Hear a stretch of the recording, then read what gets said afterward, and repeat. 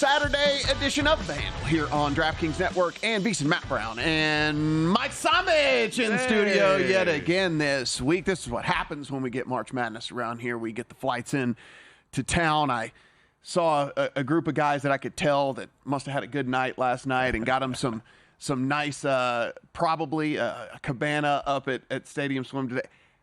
And I didn't have the heart to tell them because they obviously have not been outside yet, maybe not even been to bed yet. Not good weather for that here today. I didn't have the heart to tell them. I just like, hey man, have fun today, guys. Not the best cabana day, but at least the pools are heated. Yeah. So there's somewhere is going to be warm out there. Yeah, it was it's one of those deals where I'm looking and I'm going, man, you made the flight from wherever cold weather city you're in, thinking like, man, it's gonna be great. Let's watch some college basketball out at the pool. Not happening. Not happening today with all that. But that said, we do roll on here, and I just want to get some thoughts here before we really start talking about college. Just what has been the standout thing for you since we last talked? It's been a week, so what's happened since then? ACC is really good. Mm-hmm. I think that's got to be one of the storylines of this tournament right now. I mean, we're going to get later today. We've got. Tomorrow we're going to have Duke play NC State. We saw Clemson get through. North Carolina broke my heart and lost by 2, or else my Final Four would still be intact at this point. But the ACC played phenomenal through these first 2 rounds. Duke, Houston, unfortunate injury there to Houston guard, or else that may have been a different outcome in that spot. And then UConn. I mean, they've been a truck, man. Mm-hmm. This is now 7 games in a row. They've won by at least 13 points the last 2 NCAA tournaments. That's just unheard of, especially in today's day when you have all of these roster turnovers. They lost 3 players to the NBA, and they are still just rolling through this tournament. And then Purdue, who the last 2 years, they were made fun of just a little. This year, the 3, they're playing inside out with Edey. They play today. I'll be interested to see if they're. They play tomorrow against Tennessee. Be interested to see if they're able to get through. I know both of us are already on Tennessee, so I'm interested to hear if you're going to play that game as well, because we're catching 3. I've got some decisions to make, and we'll talk about those here along the way. 80-68, Purdue was the winner over Gonzaga. You mentioned that Duke win, 54-51, and I don't want to say we put an asterisk next to. Like I don't want to say that, because again they had a chance to fold and they didn't, and there was a win is a win is a win, but with Shed only playing 13 minutes for Houston, you get Sampson come out afterwards and say like, it wasn't a fair fight. He's our energy guy. He's the guy that everyone turns to, et cetera, et cetera, et cetera. And then you look at that 3-point win and you just wonder, is he worth 3 points? Right. Probably. Right. Probably. So, again, but Duke doesn't. Yeah. Listen, they get through. A win is a win is a win is a win, right? And injuries you can only beat who is in front of you. Yeah, and unfortunately, injuries are a part of the game. So it kind of is what it is there. The NC State win over Marquette was fairly interesting to me. That being said, you go in, and if I were to give you just one stat, and I didn't tell you either the 2 teams that were playing, anything like that, and I said one team shot 13% from 3, you would just go that team lost. Yeah, you would just go that team lost, and that's where we were. One team shot 39% from 3. That team One team shot 13% from 3, and that's almost the story of the game. It really is, and that's what makes today's game with Clemson and Alabama so interesting. Clemson holding opponents just 18.5% 3-point shooting in this tournament. Mm-hmm. If Alabama shoots 18% from 3 today, they're gone. They're going to lose. And so it's really that, how is that Clemson perimeter defense going to be able to hold up against Alabama, who just wants to bomb away from 3-point? Let's get us into exactly what the 5 things are we are excited to bet today. All right, classic. High five. It's time for the Handles High Five. High five. All right. Number 1. Of course, March Madness does roll on here today on a Saturday. Illinois and UConn is currently sitting 8.5. This was 9 a little bit earlier, so some Illinois love coming in a little bit over at DraftKings. 155 is our total there. We have Clemson and Alabama, where this has now moved off of the 3 to 3.5 in favor of Alabama. 164 is your total there. So when we look at these 2 games here, Mike, this was one of the situations where you were talking about, hey, I'm looking to maybe get to a point where I want to fade Illinois. Then we're looking at this second game in which I went back, and we had Eli Hershkovich on our show a couple of months ago. Mm-hmm. And just one of the questions we happened to ask was, hey, man, what's a team that maybe come tournament time could maybe surprise, make a run, and we have a ticket where we don't necessarily think they're going to win it all, but maybe we get ourselves in a position to monetize it. And he's like, something about this Clemson team, et cetera, et cetera. I don't really remember. It was a couple of months ago. But what I can say is I went in on break. Sometimes we forget to make these bets. I did not forget to make this bet. You got a Clemson Final Four ticket? No, I have a Clemson to win it all at 175 to 1. So I have Clemson to win it all at 175 to 1. So I've now put myself in a position I can at least monetize this ticket now, on the way through. This was, again, not my pick. I'm taking no credit for this. I went in and just made an on-the-bet break. But looking forward to both of these games. Should be fun. Yeah, it should. This UConn game, to me, one of the toughest games for bookmakers to make a line. I mentioned they have won 7 games in a row by 13 or more points now in the NCAA tournament. And the public has to just run to the window at this point to want to back them. I don't see very much Illinois action coming in from the public side. It's going to be sharp action that comes in. And when you look at what people made this line, I mean, I made it 7.5 for UConn. I know people made it 7. Some made it 8. Everyone says that the Illinois side is the right side. Everyone I talk to is scared to get to the window of the Illinois side. And I'm literally a point shy. I still like UConn in this game. I bet UConn minus 8.5. We'll get your full thoughts here in just a second because we're actually on the opposite side of this. We're on the opposite side of this. We rarely are on the opposite side of games. We are actually on the opposite side of this one. Let's keep it rolling. Number 2. So we talk about that NFL tap over on the football thing. It continues to grow. It's really, really, really great to even be able to talk about this stuff at this time of year. And one of the things we went in and looked at is there are win totals that are already posted. And yes, we understand there are still teams to draft, and that is certainly may change your opinion drastically about that team. We think we know kind of how the quarterback situation might play out, at least towards the top. And then there may or may not be some big surprises come in. By the way, Michael Penix goes and runs a 4.55, depending on which clock you're looking at. Some's at 4.6. Do we care? And so, well, here's the thing. That's what we're going to have to decide whenever we're trying to handicap this, because there might be some teams that care. There might be some teams that look at those 2 ACL knees and go, I didn't like that guy, and he never ran in college either, and then go, wait, but he's got 4.55 in there. Got some scoot in him. He's got 4.55 in there. That's pretty interesting. So, does he end up getting taken? Does that change our thoughts on any of these teams? But we're going to give you the 3 win total overs that we like, Mike, and we'll come back tomorrow with the unders. Yeah, I'm looking forward to tomorrow. Yeah. More than I am today. I went through this, and I'm like that team under, like that team under, like that team under. I'm like, all right, we can squeak out 3 overs here. We can find 3 overs that we like. I'm more pessimistic on teams, apparently, going into the season. I was surprised at how high a couple of these were. We'll get into that tomorrow, but I do like some of the overs as well. Yeah, it's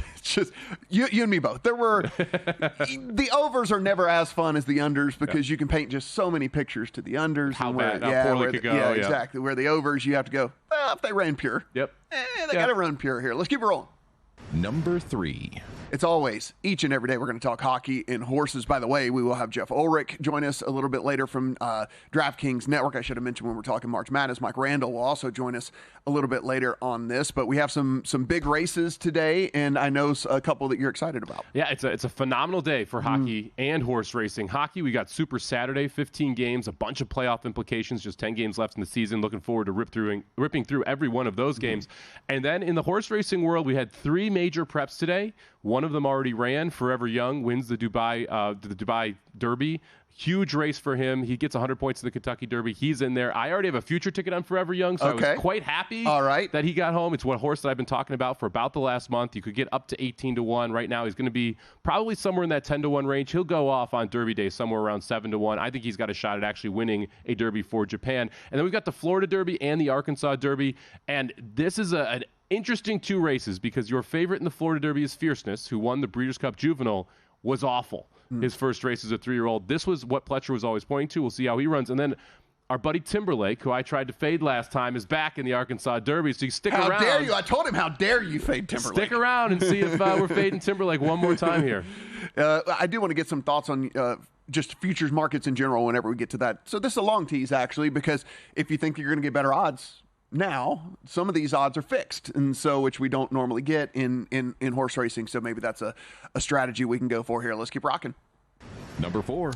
Major Baseball is going, and we're in the real season now, not the games that are overseas. These are all happening here in the United States and or Canada, and we are taking a look at some Major League Baseball today. Mike, I'll fully admit, it's gonna take us a little bit to get fully to get into the swing of things. And a lot of baseball, like you said, we're trying to take information and predict. And the only thing is we don't have a ton of sample size, obviously, as the season still started, to even take some sample and say like, oh, okay, this guy's overperforming or underperforming or what we might be able to go for. But we're just going to take the best we can. We're going to use the information we have and try to put some bets together here over the first, let's call it, 4 or 5 weeks of the season. Yeah, I had 2 bets so far, 1-1 in baseball. So not a terrible start, not a great start. I did write an article for VSiN.com. We could touch on that later, specifically around strategy and how to use the rules from Major League Baseball to your advantage when you're placing bets. Yeah, like I said, probably more prop bets for me here early on than anything else, and just kind of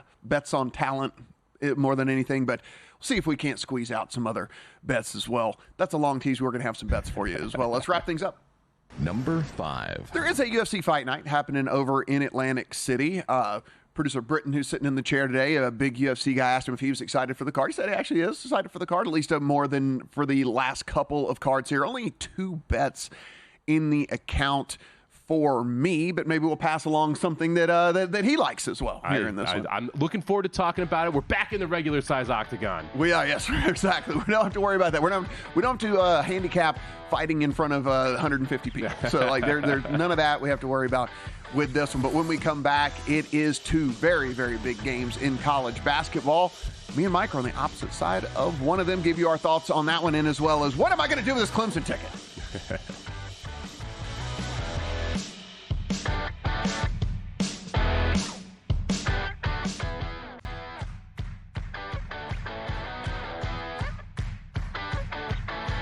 This is The Handle with Matt Brown and Mike Summage on VSiN, the Sports Betting Network.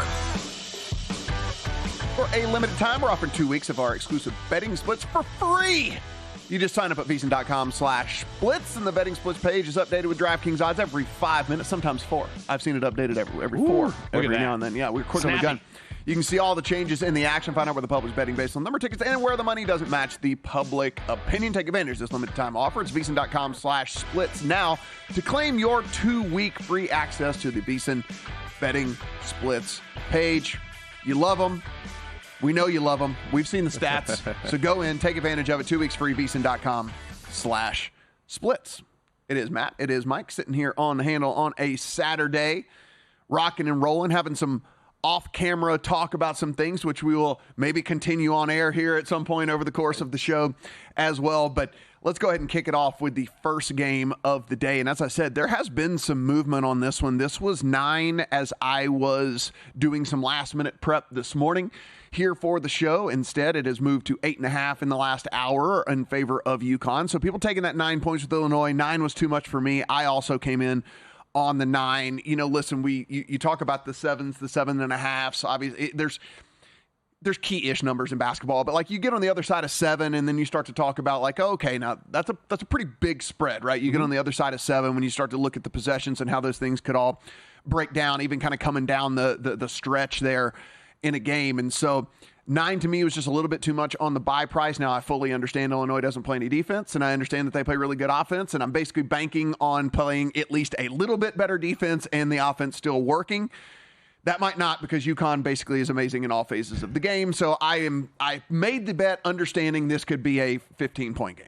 Yeah, you're never going to have a situation where you're comfortable. If UConn's up 2 with 7 minutes left, you're still all right, don't give up the run. Don't give up the run. And that, to me, is one of the big issues with backing Illinois in this spot. You mentioned the defense. They're 152nd with adjusted defensive efficiency in the country. That's not good. And UConn plays, I will say, a good defense. Not great, but good defense. And this Illinois team, if they can't score in transition, and this is what we saw against Iowa State, if they don't score in transition, they do struggle in the half court from time to time.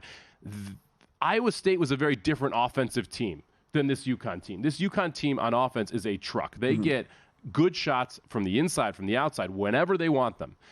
I'm not sure how Illinois stops that at any point. And if I'm the Huskies and I watch that tape of the Iowa State game, I'm very simply hey, just don't let them run on us and make them make shots. And that's where you do that. This Illinois team can struggle sometimes. Shannon, very good, but he likes to get to the basket. He likes to be in transition. They want to have flow to the game. They want to be running. I'm not sure UConn lets them do that. And if they can't do that, they're going to give up points in the half court to UConn. I think they're struggling to score points in the half court against UConn.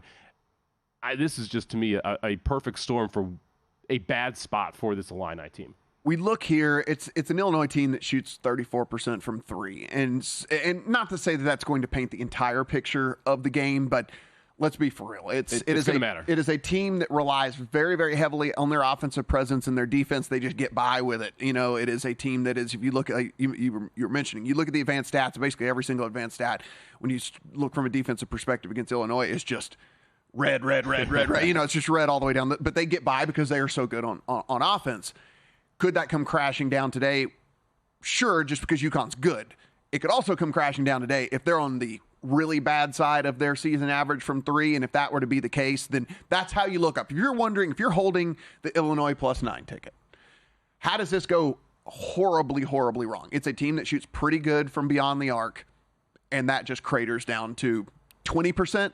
And then if it's 20%, then that's how you lose this game big. Yeah, I mean, if they shoot like worse than 25%, they're in a world of hurt. And if they can't get in transition, I mean, that to me, those are the two keys, is what pace is this game played at? And UConn can win at either pace. Illinois needs to have a quick pace to this game to be able to stay in it. I played the over 154.5. I like the over in this spot as well because I do think UConn scores at will, and I think Illinois pushes that pace as much as they possibly can to try and get transition points, try and get easy buckets.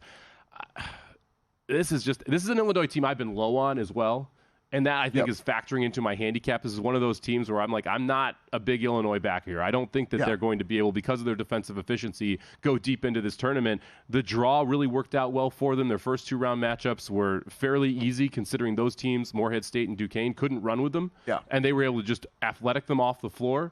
And then Iowa State, they caught a not great offense, which I think really benefited them in that spot because Iowa State made that a game every stretch of the way. They were down 8 at half, were able to cut that down, end up only losing that game by 3. This UConn team is as athletic as Illinois. They're as good on the defensive. They're better on the defensive side than Illinois. They're more efficient in the half-court offense than Illinois. I just don't see a lot of areas where Illinois kind of gets the green check mark here. Yeah, it's almost all on the UConn side. The one thing I think that you would look at in this one is if you are an Illinois backer, you're probably leaning on the underside of things as well here in this one, in my opinion, because I think you need UConn to slow it down. If you've kind of looked over the last half of the season, if you look at their adjusted pace, and it's in the bottom half of the country. If you look here, even just a smaller sample size, it's actually in like the 300s whenever you look at their adjusted pace. And so they are a little bit methodical with the way that they run the offense. And so from that standpoint, I think if you're holding that Illinois ticket, there's at least a glimmer of hope with that too, which is, hey, even if they are kind of scoring at will, it's taking them a while to do it, right? And then that helps with the not getting run out of the gym thing again, so long as you can do your end at least a little bit on the offensive side of the ball. It does. The one thing I would say to be careful about that is the adjusted pace over the last 3 has plummeted because of the games. So they beat Stetson 91-52. They beat Northwestern 75-58. They beat San Diego State 82-52. None of those games were ever close in the second half, and that meant that UConn could just essentially step off the gas and played slow for the last 15 minutes of all those games. I mean, they were up by, the closest game was Northwestern.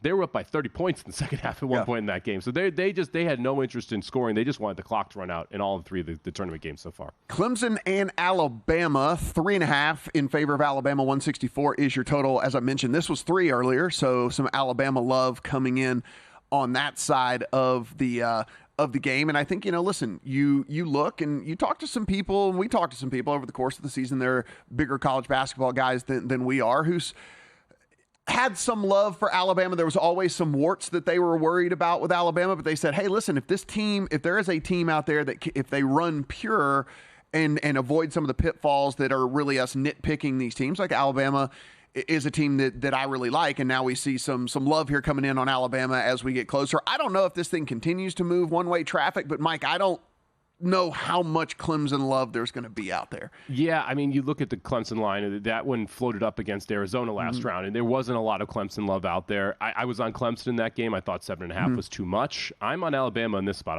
I laid the 3 here with Alabama. last round's game, I thought, was a very important game for them. Played North Carolina. North Carolina shoots 38% from three. Yes, Davis goes 0 for 9. That made a big difference, but the team still shot 38% from three. That is a very good three-point performance. Alabama, to be able to find a way to get past that, I thought was impressive. And, we just talked about the Illinois-Iowa State game. Kind of feels a little like the Illinois-Iowa State game here to me. Clemson, not as efficient on the offensive end. They've got a better defense. Bama, not as efficient on the defensive end, but, man, can they score the ball. I think Alabama has the edge here, so I played the 3 here. And it's going to come down to, I mentioned this stat in the open, Clemson only allowing 18.5% three-point shooting so far in this tournament. If Bama shoots 18.5%, Clemson's going to win this game. I think Bama finds a way to shoot better than that. This is the most dynamic offense that Clemson has faced so far. I think Bama gets it going today. I don't want to trash what Clemson has done so far. I will say, though, every team that they have played so far has been well below their season averages in just about everything from an offensive perspective. That could be something to do with Clemson, but it also could be just, hey, we caught a team on a good side of variance for us, right? Like they ran below expectations and we exploited that and took advantage of it. For that to happen 4 times in a row, and it could. Listen, everyone always thinks like, oh, it has to change. Well, no, it doesn't. No. It doesn't have to change. But again, the probability of every single team they play along the way falling way below their season averages from everything from an offensive perspective is at least unlikely. And so I think you're right where it's like, okay, now it kind of starts to come back around here. Yeah, it does. And this is also a very dynamic tight offense. They've got multiple places they can go. We saw Love go 0 for 9. Ironically, the 2 UNC guards last year end up on 2 separate teams, go 0 for 9 in the same building. He went 0 for 9 in that game. If you don't have Love playing well for Arizona, that's a very different team. If, let's say, Sears doesn't play well for Bama today, you've got other people that can pick up the slack for them. So you have a more diverse offense that can attack in more unique ways than what we've seen from Arizona. Baylor, pretty good offense. They didn't shoot the ball very well. And then you go back to the first game, University of New Mexico, kind of caught a heater to get in here. And so that one is one of those where, kind of expected they were going to fizzle out a little bit. I think this is a tough spot for Clemson, though. To keep that defensive efficiency rolling against Bama is going to be very difficult. And I don't see where they're going to be able to keep up if Bama does get going offensively. 8.5 in favor of UConn, 156.5 now on that total. So that thing has gone up a full point since this morning. Minus 455 on the money line for UConn, plus 350 if you think the Illini can get the upset. Clemson and Alabama 3.5 in favor of Bama, 164 on the total, minus 170 for Bama, and then plus 142 for Clemson to pull the upset. Jeff Ulrich on hockey when we come back.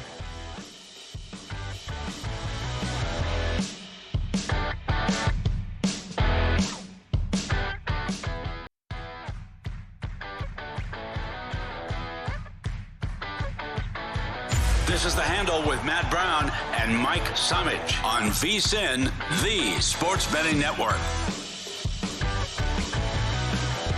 It is The Handle here on DraftKings Network and VSiN. Matt Brown, Mike Summich coming to you here on what is a very big slate in the NHL. And to break it down now, joining us here on the Progressive Guest Line, it is Jeff Ulrich. You find his great work over at DraftKings on the Twitter machine at the Fantasy Grind. Jeff, thanks for joining us here, buddy. And I don't waste any time because we have a puck drop coming here in about 10 minutes in the Red Wings and Panthers, where this is Panthers minus 225, Red Wings plus 185, looking at a total of 6. Do you have anything here in this one?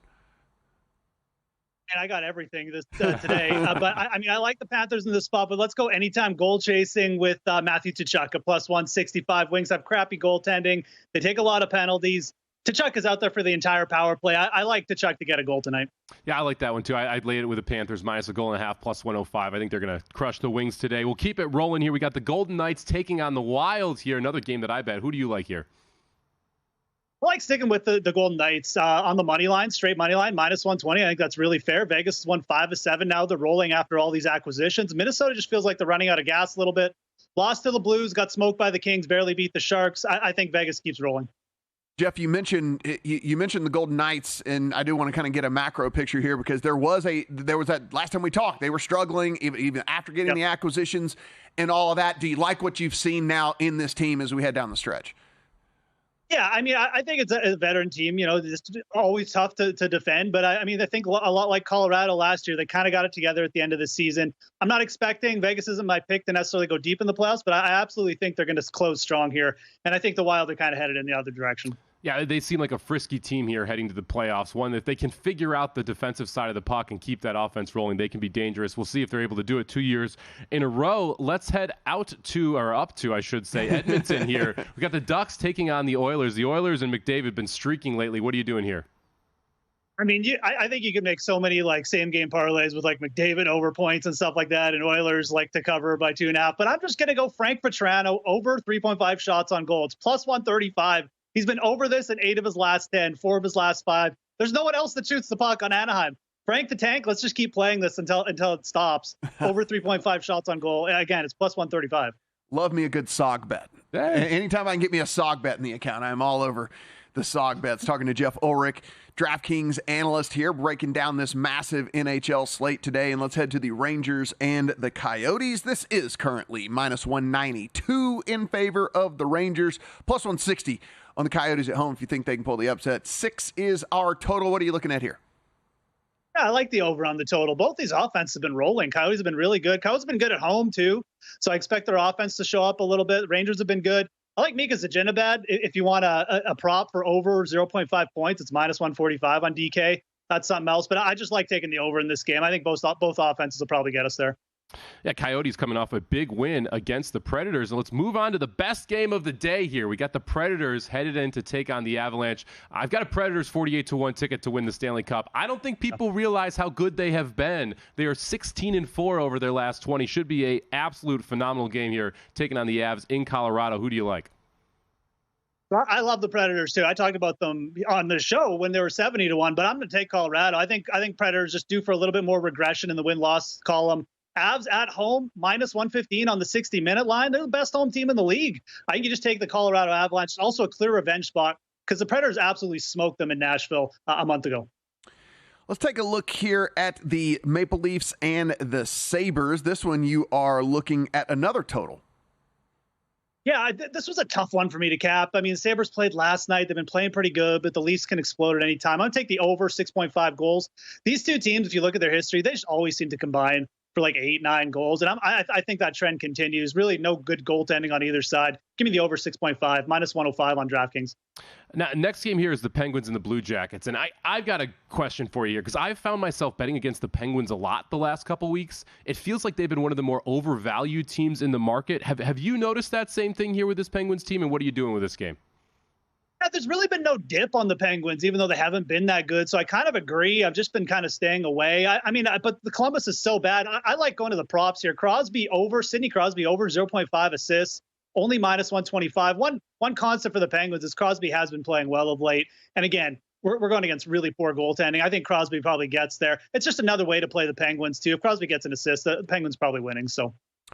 Hurricanes and Canadiens. This is not one you were going to be looking at on the money line because minus 270 in favor of the Hurricanes on the road there, plus 220 if you like the Canadiens. 6 is the total here, and it looks as if this is one we're going to head to the prop market. Yeah, another kind of interesting prop here. Mike Matheson under 0.5 points. He really has not been producing. It's only minus 120 to take the under.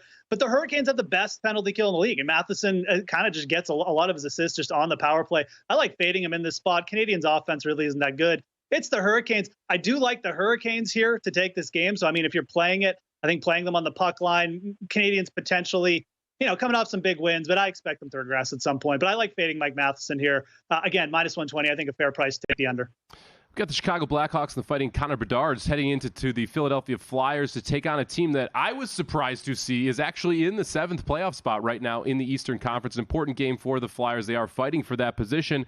And this Blackhawks team just has not been very good right now. Flyers minus 298. You can get a minus 112 on the puck line, but you're going back to the player prop market here.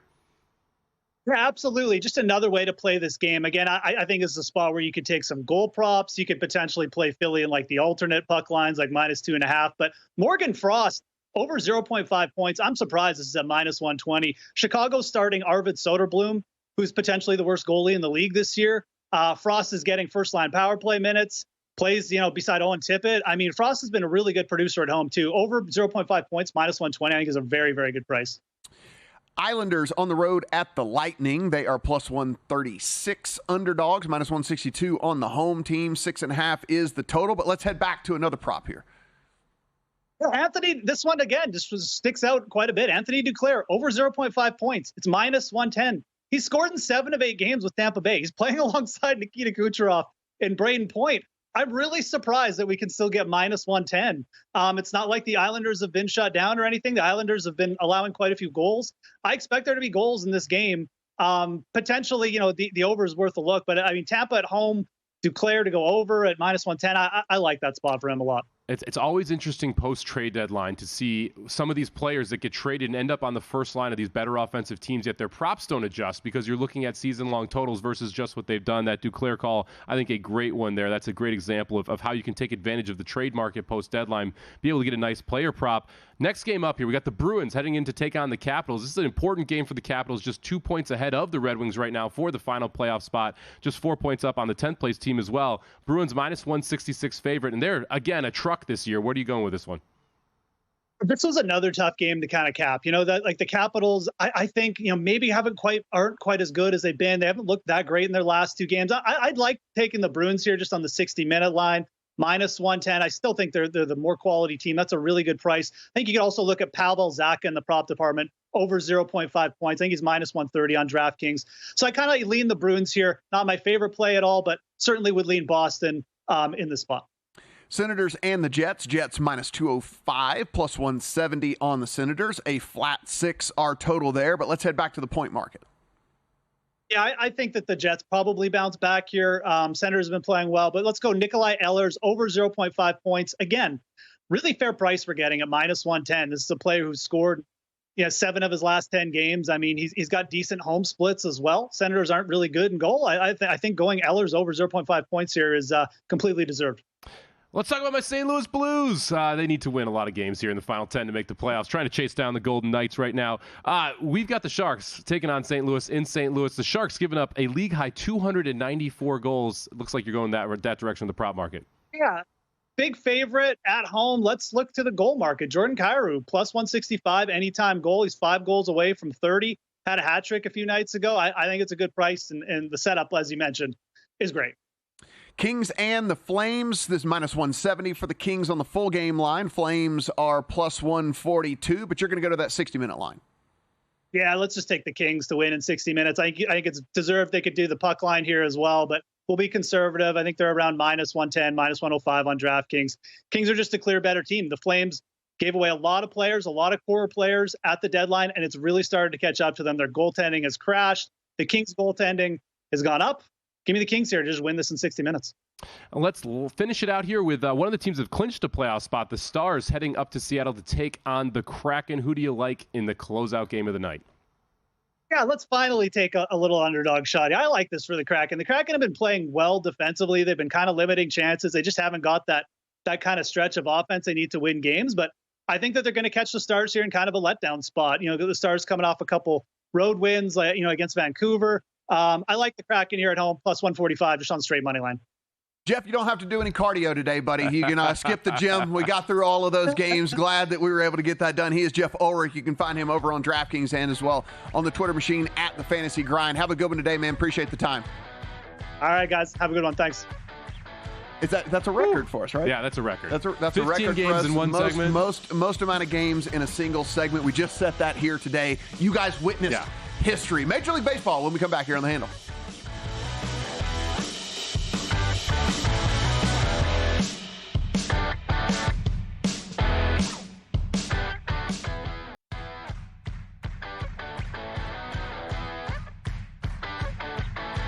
This is The Handle with Matt Brown and Mike Summage on VSiN, the Sports Betting Network. If you're out there and do not have a DraftKings Sportsbook account, do we have an offer for you? It is exclusive to us. You have to use a promo code HANDLE when you go in. You download the DraftKings Sportsbook, make that first deposit, and make some bets. And when you make some bets, Mike, for every $1,000 you bet, you are going to get $500 in bonus bets, up to $2,500 in bonus bets. But you have to use the promo code HANDLE. HANDLE. That's the only way to get a hold of this offer. So go in, DraftKings Sportsbook, download, make your deposit, use the promo code HANDLE, HANDLE. For every $1,000 you bet, $500 in bonus bets back up to $2,500. It's a fantastic deal. DraftKings Sportsbook, the crown is Yours, Matt Brown, Mike Somich, coming here to you on a Saturday. Got some college basketball plays already talked about. We'll talk college basketball a little bit later in the show as well. But let's get over to Major League Baseball early on in the season. Caveat to all of this stuff, I will ramp up kind of how I go about baseball as the season progresses. These are not full unit bets that I'm making here until I kind of figure out what's going on with everything. And so that being said, I'm on a couple of interesting things today. Not this first game, though. Just if you did want to make a play today, there is one early game where the Brewers and the Mets are going at it here in about an hour. It's Mets minus 130 at home here. Brewers are plus 110. This is Luis Severino actually going for the Mets. Looked really good in spring training. I have scar tissue from Luis Severino. Not going to bet him here in this one. DL Hall is on the hill for the Brewers. If you follow kind of prospects and all of that, he was a once hyped kind of prospect, never really panned out. Now here he is getting his shot to go for the Brewers. So again, that one is available to you out there if you want to go at it. One of the early game, Tigers and White Sox. That is minus 130 Tigers. Kenta Maeda making his debut there for the Tigers. And then Michael Soroka, you might remember him from a few years ago with the Braves, had a really good season and then had just all kinds of injury issues. He's now on the White Sox, plus 110 with them at home as underdogs. But this game that gets the real slate going here, you are on Angels and the Orioles. Orioles are minus 162 at home, full game line, plus 136 on the Angels. As road underdogs, 8.5 is your total. Grayson Rodriguez versus Griffin Canning. Yeah, this is a game where I'm going to end up playing here. And I wrote an article on Friday on VSiN.com specifically around baseball betting and how I want to use the baseball rules to my advantage. And what do I mean when I say that? Well, when you look at the extra inning rules, you're going to get a lot of runs in those extra innings if you do end up going to them. And your handicap a lot of times when you're playing unders is generally to play the starting pitchers. And why you like those unders, because you think the starting pitcher is going to pitch well. So in games where I'm playing unders, I'm playing just first 5 unders. In games I'm playing overs, I'm playing the full game over. So I want to take advantage of those rule spots. And then the other part of it is I don't like laying a run and a half with home teams. And the logic is pretty easy here, right? You don't get to bat in the bottom of the ninth. And if you do go to extras, you have to walk it off to be able to win by 2 runs. So when I like a favorite and they're at home, I'm looking at the first 5 run line. And in this spot for Baltimore, that's exactly where I'm going to go. To me, this pitching matchup is slight advantage Baltimore. I don't think it's a massive advantage, but when you look at the lineups, that's where the huge advantage is for Baltimore. This is an Angels team that I'm going to be looking to fade as much as possible early in the season until the number gets too far out, because I do think they're going to be one of the worst teams in Major League Baseball. And it's an Orioles team that has the potential to be the best team in the AL this year. So I'm going to go ahead and I'm going to lay the half-run first 5 with Baltimore here, minus 115. Yeah, Grayson Rodriguez, if you follow any sort of prospect stuff, he did come up last year and showed us what he can do, but one of the most hyped pitching prospects in all the minors over the last few years as we headed into this. We're talking like top-graded fastball, top-graded slider, ridiculous changeup. I mean, everything you could want for in a pitcher. He showed pretty well last year, and I expect a pretty big jump for him this year as well. Not surprised to see them as big as the favorites as they are in this one. I do like the first 5 because, again, let's take the bullpens out of it. Let's just take the bullpen out of this. So let's go to the A's, and you have mentioned that you enjoy betting the A's when one singular person is on the hill for them, and that is who is exactly on the hill for them tonight is J.P. Sears over there in Oakland. This is plus 114 on the full game line, minus 135. Guardians are favored on the road. Tanner Bybee going for them. 7.5 is the total. Yeah, Sears is a crafty lefty, especially when he gets to pitch at home in Oakland, and that's exactly what we get in this spot. Again, I want no part of these bullpens. When I'm talking first 5 bets, I am trying to eliminate all the possible variables that I can't account for. I don't know what bullpen pitchers are coming in. I don't know when we're going to have changes or pinch hitters or anything going on later in the game. I do know if all things hold true, the first 5, I get 5 innings from both starters. And if not, one of them got shelled, hopefully that's not my guy, right? So, but everything you're getting is you're limiting the variables by playing these first 5s. I love J.P. Sears here because this Oakland team is always undervalued from a betting market. No one's running to the window to bet the A's every single day. Sears is the one pitcher consistently last year who was able to get it done in specifically these first 5 bets for them. I played him plus a half-run first 5 a lot of times. You just have to get 0-0 tie there. Today, because of the number, I'm just going to take the money line here with the A's. So first 5 A's plus 100. Don't want to pile on for this, but I watched a little bit of this, the first game of the series last night, and There was rain, so I will say there was at least it had rained in Calvary. It's about to rain here in Las Vegas, so like whatever, we're getting that. There was a lot of rain. That being said, Mike, when I tell you that there was 50 people in the stands, it's not great. There were 50 people in the stand. They were panning through the out.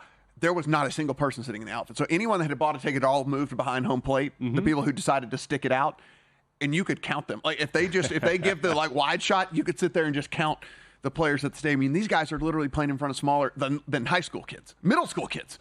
It's got bad. It's gotten bad. It was something. If you catch that game tonight, not a lot of people are going to be in the stands. Over under 4,200 people. Under. Sold tickets. I will take under because I think they got a little more rain today too. Okay. It's chilly. You know, it's a Bay Area anyway, but then the rain makes it chilly. I'm going to say, all right, I'm going to say under. We'll check the figure it out. Yes. The official attendance tomorrow. Yeah, 4,200. 4,200. We're going to go with the under on that one. Washington Nationals and the Cincinnati Reds. It's a game I'm going to be watching. I really, really like the prospects here of Hunter Green, who is on the mound for the Reds. They are minus 180 favorites, huge favorites here over the Nationals. And Patrick Corbin, who at one time was a good pitcher, is no longer a good pitcher in Major League Baseball. They're plus 150 as dogs. This is an over-under of 10, and it's not necessarily because Hunter Green is on the hill. It's the reason because Patrick Corbin is on the hill for the Nationals. You are going to bet this one an interesting way. Yeah, I was betting this game from minute one that I saw the two starting pitchers. I knew I was going to try and find a way to bet this game. I looked at the Reds team total, first 5. You can get that over 3.5 plus money. I like that because I do think Corbin gets beat up in this spot. I'm going to go to first 3 innings, Reds, minus a half run, plus 105. I like the Reds quite a bit, first 5, minus a half run, but that's minus 140. A little bit too heavy on the juice side for me to want to put that one in. So I went to the first 3 innings, condensed it even more. Corbin is one of those guys who is just a play against for me. He has been for 2 years. He is probably the worst consistently starting pitcher in baseball now over the last 2 seasons. And Hunter Green is, you talked about like the post-hype sleeper guys. Yeah. He is one of those guys who I'm not even ready to say he's post-hype because he's still hype. He is Cy Young level talent that's never been able to put it together. He was banged up last year, came back later in the season and pitched pretty well down the stretch. I think he is going to have a monster season for a Reds team, which I'm on the over as well for their team total. All things kind of aligned here for me to want to play the Reds in some fashion. I like the first 5 over for the Reds. I like the Reds first 5, although I don't like the juice to it. So I went with first 3, minus a half run, plus 105. Yeah, I really wanted to bet the Hunter Green strikeout prop in this one, but they put it at 6.5, and it's like early in the season. I just don't know what leash they're going to give him. So at 6.5, I ultimately ended up passing. That being said, if I had to play it, I would play the over because if they don't have any sort of leash on him, they're going to let him go. One of the things about him, already had an electric fastball and a really good slider, but he was basically just relying on as a 2-pitch guy.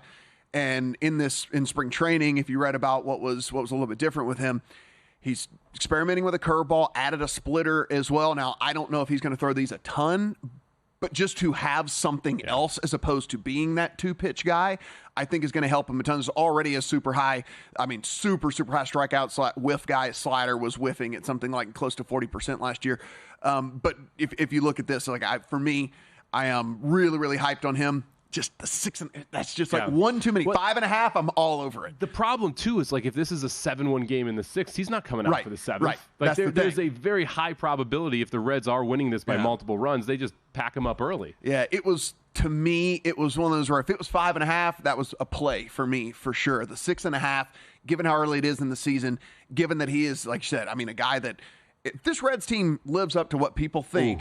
He is going to have to be a major contributor for them all season long, and they might not run him out for unnecessary pitches in a game in which they are, up a ton. So not going to go that direction with him. But again, I would play DFS out there, by the way. DFS might be an interesting play for DFS today. I do think he could rack up some strikeouts if they do leave him out there with all that. We still have more plays in baseball that we'll get to a little bit later in the show. A full slate of that. It's nice to have baseball back. A full slate of that as well. But listen, we're going to touch in on some news around the sports world. And is it good news or bad news? And can we tie this into what we think from a sports betting perspective? Because ultimately that's what we're trying to do with some of this news. Specifically, if you look at this new kickoff rule in the NFL, what do we think that does for scoring environments and maybe from a betting perspective as well? Come on back. Good news or bad news here on The Handle.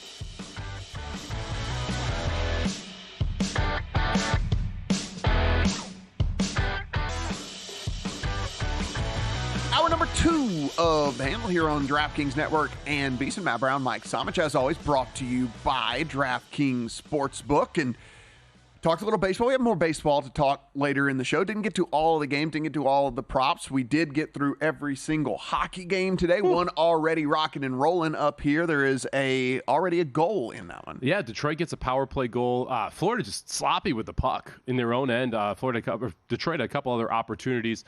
They're now going on the power play, I believe. We don't have sound in the studio here, but I believe Detroit going on the power play. I may play some Florida in game here, depending on how this turns out. I mean, if they get down 2-0, not as interested. But if we're down 1-0 through this power play, I would expect Florida's going to respond here in short time. We didn't get to any golf thoughts here, and really we'll talk maybe some master stuff a little later in the show.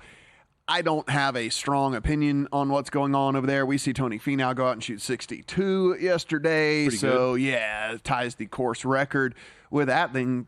Promptly goes out and bogeys the first hole today because, that's what Tony Finau does. Yeah, with everything. So when it's all said and done, we'll probably just be talking about Scottie Scheffler winning the tournament yet again. Somehow he finds himself T5 after an even par day yesterday, which it was just... Pick it up, What Scotty. are you doing? Yeah, seriously, What are you doing, man? Even par for Scottie Scheffler. No good. He did miss a 1-foot putt to make that...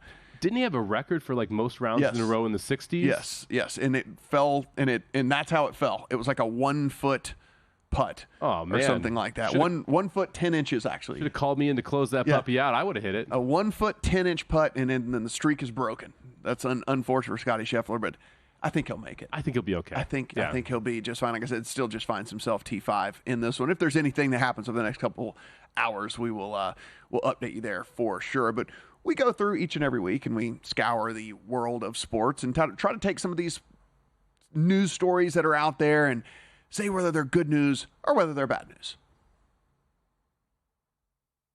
Is it good news? I got great news, guys. Or is it bad news? What type of news is it? Well, to be perfectly frank, it's bad.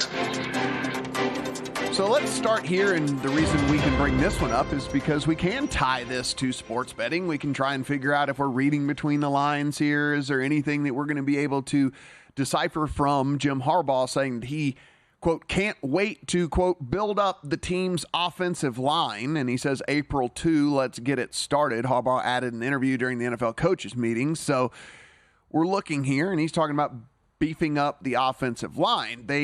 I don't know if you guys remember, though, they are without any good players at wide receiver. They're without anybody to catch the ball, and they have a quarterback that is kind of in his prime right now. It seems ridiculous for them to waste. So, Mike, do we make anything from these comments, or do you think it's just him kind of saying, well, it felt good to say, we need to boost up the offensive line here? Or do you think that there is a chance that this team goes in and actually addresses the offensive line? Well, I think this team goes in and trades with the Vikings from 5 and gets both their first-round picks. It could do both and end up adding an offensive lineman and a wide receiver in the first round of the draft. The Vikings clearly planning on doing something here, and the Chargers seem like the most likely dance partner for them up in that top 5 if they do want to go up and get a quarterback. Look, this is good news, right? Because Jim Harbaugh really should beef up that offensive line. It's what he did at Michigan. It really was their signature point of that in that program over the last 5 years is that Michigan offensive line and how they were able to run the football behind them. I don't know if it's great news for Herbert because it feels like with Herbert and what you're paying Herbert, you kind of want him to be the guy. And I realize the offensive line protects him, but he's got to throw it to somebody. And Quentin Johnston, probably not that somebody, and he's what's left there right now. So if they need to address the wide receiver side as well, but we talked about this. They're 2 years away from being good. So go out and get a couple linemen. Fine, I'm okay with that. You need to address the wide receivers at some point, though. On that news over at DraftKings, offensive lineman to be the first position taken by the Chargers is now moved to -150, whereas wide receiver is now +130, and tight end falls all the way to 10-1. So you start to look and you say, okay, if this is the case and they go about doing it like you said, could we then find at least a little bit of value on wide receiver at +130 being the first one because we think they move out of 5? We think that at that point they have a couple of different shots at getting an offensive lineman. It is a pretty deep offensive line class as well. But we know the more pressing need, obviously, is wide receiver. And we have the guys at the top who seem to be have separated themselves from the guys kind of that we might think could go towards the end of the first round.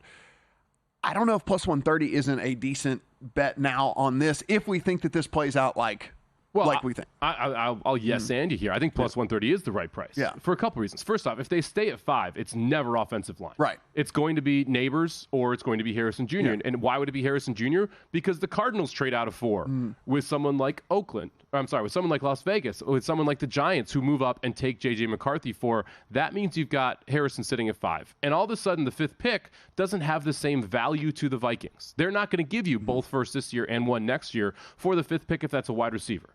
They're going to do it if it's a quarterback. So all of a sudden, you're picking 5. And if you pick 5, you're taking a wide receiver 100% of the time. It's not going to be all for the lineman out of Notre Dame. It's going to be one of the 2 wide receivers. If you trade down, I agree with you. This offensive line class is incredibly deep. You're sitting with the 5th pick in the 2nd round. You get a very good offensive lineman there. You really need to draft for need at this point because you have so many needs, and wide receiver is one of them. And the wide receiver class is very good, but it's not as deep as that offensive lineman class. Yeah, there are several offensive linemen that they could take with that 23rd pick that I think they would be happy with. Oh, yeah. And they would still be able to get one of the elite wide receivers there at 11. Again, if we believe that Minnesota gives up 11 and 23 to get that 5 pick from them. So for me, I think plus 130 is the good price on that one. And I think Harbaugh saying that is fine because he thinks they can address it any way, shape, or form. Well, and of course he's going to say that. Yeah. I mean, and what else are you going to say? Exactly. Like just J.J. McCarthy's the best quarterback in the class. Okay, Jim. Whatever you say, buddy. So this one came through, and this one is pretty interesting. So the NFL owners voted to adopt new kickoff rules for the 2024 season. I'm going to read this out. Follow along. We'll try to recap it as well. I'll read it slowly, but this is for the people who are driving. People who are driving along right now are going to have to be like, wait, what did he just say? Maybe we're gonna pull over for the next so minute. we're going to try with all right, so 29 of the 32 teams approved the change. So with this, it is during the 2024 season, the kicker will continue to kick the ball from the 35-yard line, but the other 10 players on the kickoff team will actually line up at the receiving team's 40-yard line. So you will see 10 players standing on the other side of the 50 whenever the kicker is kicking off from his own 35-yard line. So we got that going on with us right now. All right. So at least 9 members of the return team will line up in a, quote, setup zone, which is between the 30 and 35-yard lines, of course, on their side. Up to 2 returners can line up in what will be labeled the landing zone, and that will be found between the goal line and the 20-yard line. So quick recap. Kicker kicks it from the 35. His 10 guys on his team are on the other side of the 50 on the 40. The other 9 guys can line up between the 35 and the 30, and then up to 2, you don't have to, but up to 2 receivers can line up between the 20 and the goal line. There we go. There's our setup. Good to go. There's our setup. Now the format from there. No one other than the kicker and the returner can move until the ball has hit the ground or hit the player's hands inside of the landing zone. Touchbacks will be marked to the 30-yard line and no fair catches will be allowed. If the ball hits the ground in the landing zone and then rolls into the end zone and doesn't get returned, then the touchback only goes out to the 20 as opposed to the 30. You're doing great, Matt. In an event that the team wants to kick an onside kick, they have to just formally announce it to the officials. No more sneak onside kicks, which lame, that one is that was kind of lame, but whatever. Right. And so that's how it all goes. By the way, if the ball does land inside the landing zone in the 20 of the 20, as we said, no more fair catch. So you have to return the ball if it is somehow lands inside the goal line and the 20. Okay, so there we have it. Is this good overall for a scoring environment? And my guess is probably, just because we are going to get more guys that are now able to get a little bit of a head of steam and they're not having other guys running 4.5s at them to decapitate them. So will we see some kickoffs maybe get returned every now and then to the 35 to the 40-yard line? I mean, probably, Yeah, probably. I do think this is a positive, but for a reason a lot of people aren't talking about. What's the number one drive killer on kickoffs? It's holding. Yeah. It's clipping. Yeah. It's the offensive penalty where the offensive team starts a drive at the 8. I see zero chance there will be drives start at the 8 with these rules. Yeah. Because you have players standing 10 yards from each other in set formations, and you're going to have specific sides the returners are going to run to in these scenarios. you're also going to have a lot more of the pooch kicks and the grounder kicks because you don't want to kick it in the end zone and give the team the ball in the 30. So you have enough scenarios here where I think that holding on the kickoff gets essentially eliminated, which means your average starting field position is going to be better because of where you're going to end up with the football. You get the touchback to the 30. To me, this is all positive toward the offensive side. I actually really like these rules because the kickoff kind of got nerfed anyway. We're seeing like a 75% touchback rate. Might as well make this more interesting. Now it's a play. Like if it's in the landing zone, you got to return it. Yeah. That makes it a little more interesting to me. If you watch the spring football leagues, rarely there's a big play. Yeah. Usually it's a 10-yard gain, 5-yard gain, 15-yard gain. You're never really getting these things broken because the defense is able to set up and be able to kind of hold that runner into that area. One thing I wish they changed, just have a 4th and 20 for the onside kick instead of an onside kick at this point. Yeah. The probability is like 0, and now that you have to announce it, the probability is even lower.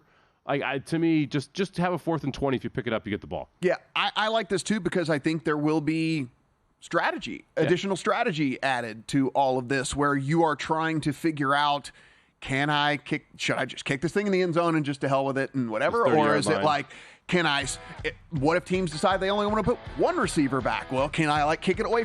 So there will be at least some interesting stuff going on with all of this.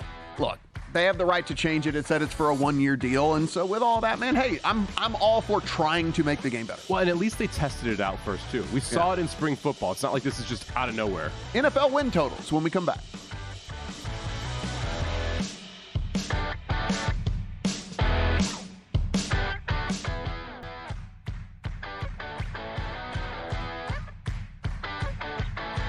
This is The Handle with Matt Brown and Mike Summich on VSiN, the Sports Betting Network. Hey, if you hadn't been over to VSiN.com in a while, we highly suggest you type in VSiN to your browser of choice. And hey, if you do it on your phone, guess what? It is now optimized for your mobile device. But whenever you go over to VSiN.com, you'll see all the hard work that went in behind the scenes to make it a more functional site for you for every single thing that we do over there. Mike, it is a substantial improvement, and I suggest everyone go in and take a look at VSiN.com. Why wouldn't you? Yeah. It's free to go in, check it out. You can go through the website. You can read a bunch of the articles. You can enjoy your time over there. A bunch of educational articles, which are nice. Absolutely. And there's free content on there. Not everything is you have to be a pro subscriber, so you can go in, you can mess around, see if there's anything in there that you might want to become a pro subscriber for. And if you do, use promo code HANDLE, HANDLE. And there you go. We just nailed it. Yeah, top to bottom right there. VSiN.com, VSiN.com. So the NFL win total market is posted over at DraftKings right now. Will these move? Sure, because we don't know exactly what route some of these teams are going to take in the draft. Maybe we are anticipating them taking a quarterback or anticipating them taking player X, Y, or Z at this spot or position X, Y, or Z at this spot. And maybe that changes a little bit and your view of that team might go a different direction. But that being said, we have a decent idea, at least. We're not completely going into these into the dark. Now that free agency has run its course and we're heading into the draft season, we have a decent idea of what these teams are going to look like and what their makeup is going to be outside of any injuries we have in training camp, which we know is an inevitability. It's going to happen in training camp and in the preseason. So, Mike, like we said, probably a little more confident in the unders this time of year than we would be on any of the overs, but we dug in and found 3 overs apiece that we like here. And so let's kick things off with yours, which I think might surprise some people out there that you're going to take the over on this team that is currently sitting without anyone as a quarterback. You're right. Yeah. No quarterback, but you know what? It would be better than the back half of last year. Let me put it that way. Let's take the Vikings over 6.5. You're currently sitting in a win total of 6.5. We're going to go over. They won 7 games last year, went 7-10. Kirk Cousins did not play very much for them. I think people don't remember that. And you know what? When he did play, they didn't actually win games. All of the majority of those wins came after he was injured, when it was guys like Nick Mullins, like Joshua Dobbs, like Jaron Hall, that were the quarterbacks for this Minnesota Vikings team. So, is J.J. McCarthy better than all of them? Most likely. Most likely, right? And so you just have to replicate last year's season with a better quarterback. I'm interested to see what they end up doing. What they did to go and get a second first-round pick, to me, tells me they have something planned. It's either trading for the 3, the 4, or the 5. It would cost a lot to go up to the 3. Yeah. So I'm not sure it's the 3. I expect it to be the 4 or the 5. The one way this goes sideways is if it's Sam Darnold who's your quarterback for the year. And you know what? Sam Darnold's better than all those guys I just mentioned. I'm still willing to take the over 6.5 if we end up with Sam Darnold, because then we also have 2 first-round picks. And you can address some of the needs that you have on the offensive line, on the defensive side of the football. So for me, this Minnesota Vikings team, which is loaded with talent on the outside and likely to pick up a quarterback. And by the way, Kevin O'Connell, pretty good head coach too. Don't mind having him attached to this bet. Plus a third-place schedule. I think they go over the 6.5. I think they repeat last year. I think they're 7-10 again. Broken record time for me. Broken record time. It's going to be now until basically the kickoff of the season here. But I'll take the Falcons over 9.5 wins. I can't stress enough how much that team last year just lacked a quarterback. They have an incredible amount of talent on both sides of the ball. And if you take a look at what they have done, it was the biggest free agent move you could make in bringing in Kirk Cousins. Kirk Cousins, if you did not look at the stats from last year, whenever he went down, he was in the top 5 in every single advanced stat category that you could have. He was playing excellent football, and there's no excellent football because Kirk Cousins doesn't rely on being mobile anyway. That's just not what he does. And so for me, I look at this Falcons team playing in one of the, if not the weakest divisions in the NFL. You have teams that I'm lower on than most. I am lower on the Bucs. I think the injury bug that did not bite them last year, I don't think they're going to dodge it 2 years in a row. I'm lower on the Saints just from a personnel and talent perspective when it all comes down to it. And, of course, the Panthers are going to be the Panthers. So when I'm looking at wins, interdivision already, I really like what they're setting up with in this, Mike. And again, you make the biggest move in free agency that there is out there in bringing in a franchise quarterback to work with Drake London and Kyle Pitts and Bijan Robinson and all of these humongous playmakers that they have. Much improved defense as well. If I think they're going to make the playoffs, I think they're going to win the division, I got to say over 9.5 wins. Yeah, I don't disagree with the logic. I would still rather bet them to win the division minus 130 because they could win the division with 9 wins. Like it completely in the realm of possibility there. But I do like the Falcons this year as well. My second team here, a team that I've talked about quite a bit. Give me the Indianapolis Colts over 8.5. Again, a team that won 9 games last year with Gardner Minshew as their starting quarterback. Anthony Richardson will be their starting quarterback this year. We'll see how long that lasts, but they've got Joe Flacco as the backup here. You've also got Pittman, who is an all-world wide receiver, and a team that just has to, again, replicate last year's results in a division in which I think they have the chance to show some upside. I think they are competitors to win this division. I love Shane Steichen as the head coach. I thought he did a phenomenal job with this team last year. I think this is a team that is on the rise right now, and let's say you get 10 games out of Richardson instead of 4. They are going to be better than last year. Yet they won 9 games last year, and the over-under sitting at 8.5. Give me the Colts over 8.5. This is a team that kind of burned me from a future standpoint last year, but I'll go back to the well. I'll take the Seahawks over 7.5. And we're talking about a team just doesn't even have to get to 500, right? I mean, it can still be under 500 and can pull this off. Do I love Geno Smith? No. No one loves Geno Smith. We're all good with that. We get Someone loves Geno Smith. No one loves Geno Smith. That being said, we're not asking a ton from Geno Smith with all these playmakers that he does have. New coaching staff, for me, is a big plus for this team. I think Pete Carroll's a great guy. At some point, I do think things pass you by. I do think you get into old habits that you're not willing to change. I do think your mindset sometimes gets set in its ways. And I think a fresh look at this team is going to be good because they have talent on the defensive side of the ball. Like this is a talent-rich team on the defensive side, and now you go with the weapons that Geno has from an offensive perspective at the wide receiver position in an offensive line that you're going to need to play at least a little bit better this year, but at least at left tackle, you got a good left tackle. That's a good start. And with all that, don't even have to get to 500. Don't even have to get above 500. I will take the Seahawks over 7.5. We're simpatico on this one. My third one is the Seahawks over 7.5 for all the reasons you stated. Plus, they still have a ton of talent around Geno Smith. You've got Kenneth Walker in the backfield. You've got Metcalf. You've got Lockett. You've got Smith and Jigba. You've got that solid wide receiving core. You mentioned Cross at left tackle. You've got Lucas at right tackle. It's a team that should be able to draft another high-quality player here on the offensive line if they want it. On the defensive side, you've got Woolen and Witherspoon, one of the better 1-2 combinations at quarterback in the entire NFL. This is a team that still has the ability to take steps forward right now. They've got young players who are in their second and third year who should get better on the defensive side and on the offensive line, which are two of the weaknesses that we saw from the Seattle team last year. 7.5 seems low to me. Again, they don't even need to get to 500 to go over this total. Yeah, you mentioned that from a youth standpoint, Tyrell Dodson at linebacker was a number 1 graded linebacker in the NFL last season, according to Pro Football Focus. He's still only 25 years old. Like this is a young Mafe rushing the passer. Yeah, young defensive squad that I think can really take a step forward.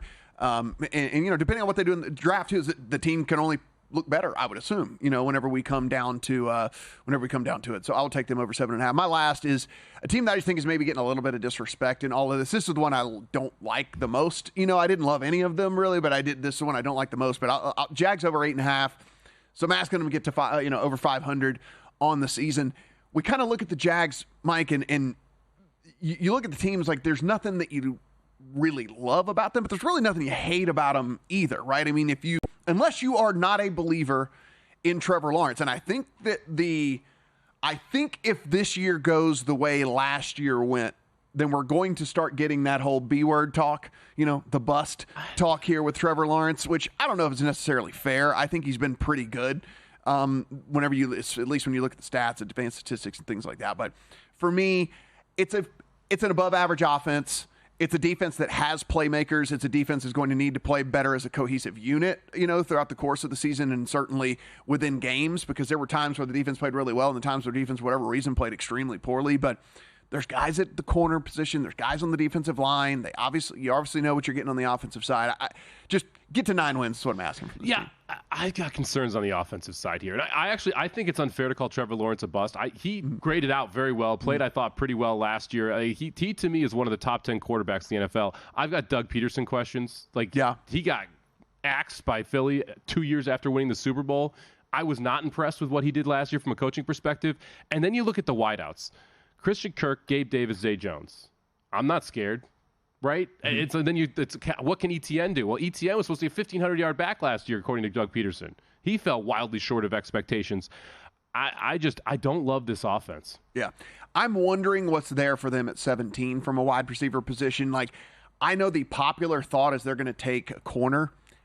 I'm not sold. I think if there's a dude that they like that's there at 17, they probably go – I think they go wide. It's, again, this is just more of a hunch thing for me, but if you believe in Trevor Lawrence, if you believe in that this team can still win games, like the defense, while there are a position here and there, overall the defense is pretty good. It's okay. Yeah, defense is pretty good, and I think you could really upgrade this team for sure if you get one of those wide receivers again, if they're still there at 17. That also being that's a key. big question. Yeah. In all this. We've talked some college basketball already, our thoughts, but let's talk to Mike Randall from FTN and see what his thoughts are on the games today.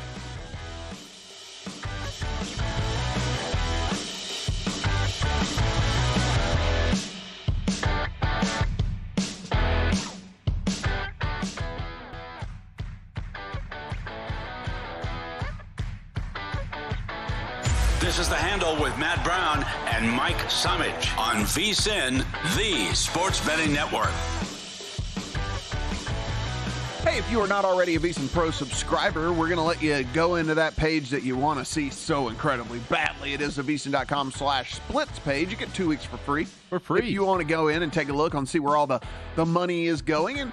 And listen, Mike, we talk about this a lot. It's one of those things where it could be a tiebreaker for you. It doesn't necessarily have to make the play for you, but you can go in if you're kind of stuck between how you feel about a game. You want to go in and see this side's getting this or this side's getting that or whatever. You can go in and take a look at that, and maybe it helps push you one way or the other. But we're going to give you 2 weeks absolutely free if you take a look at the VSiN.com/splits page.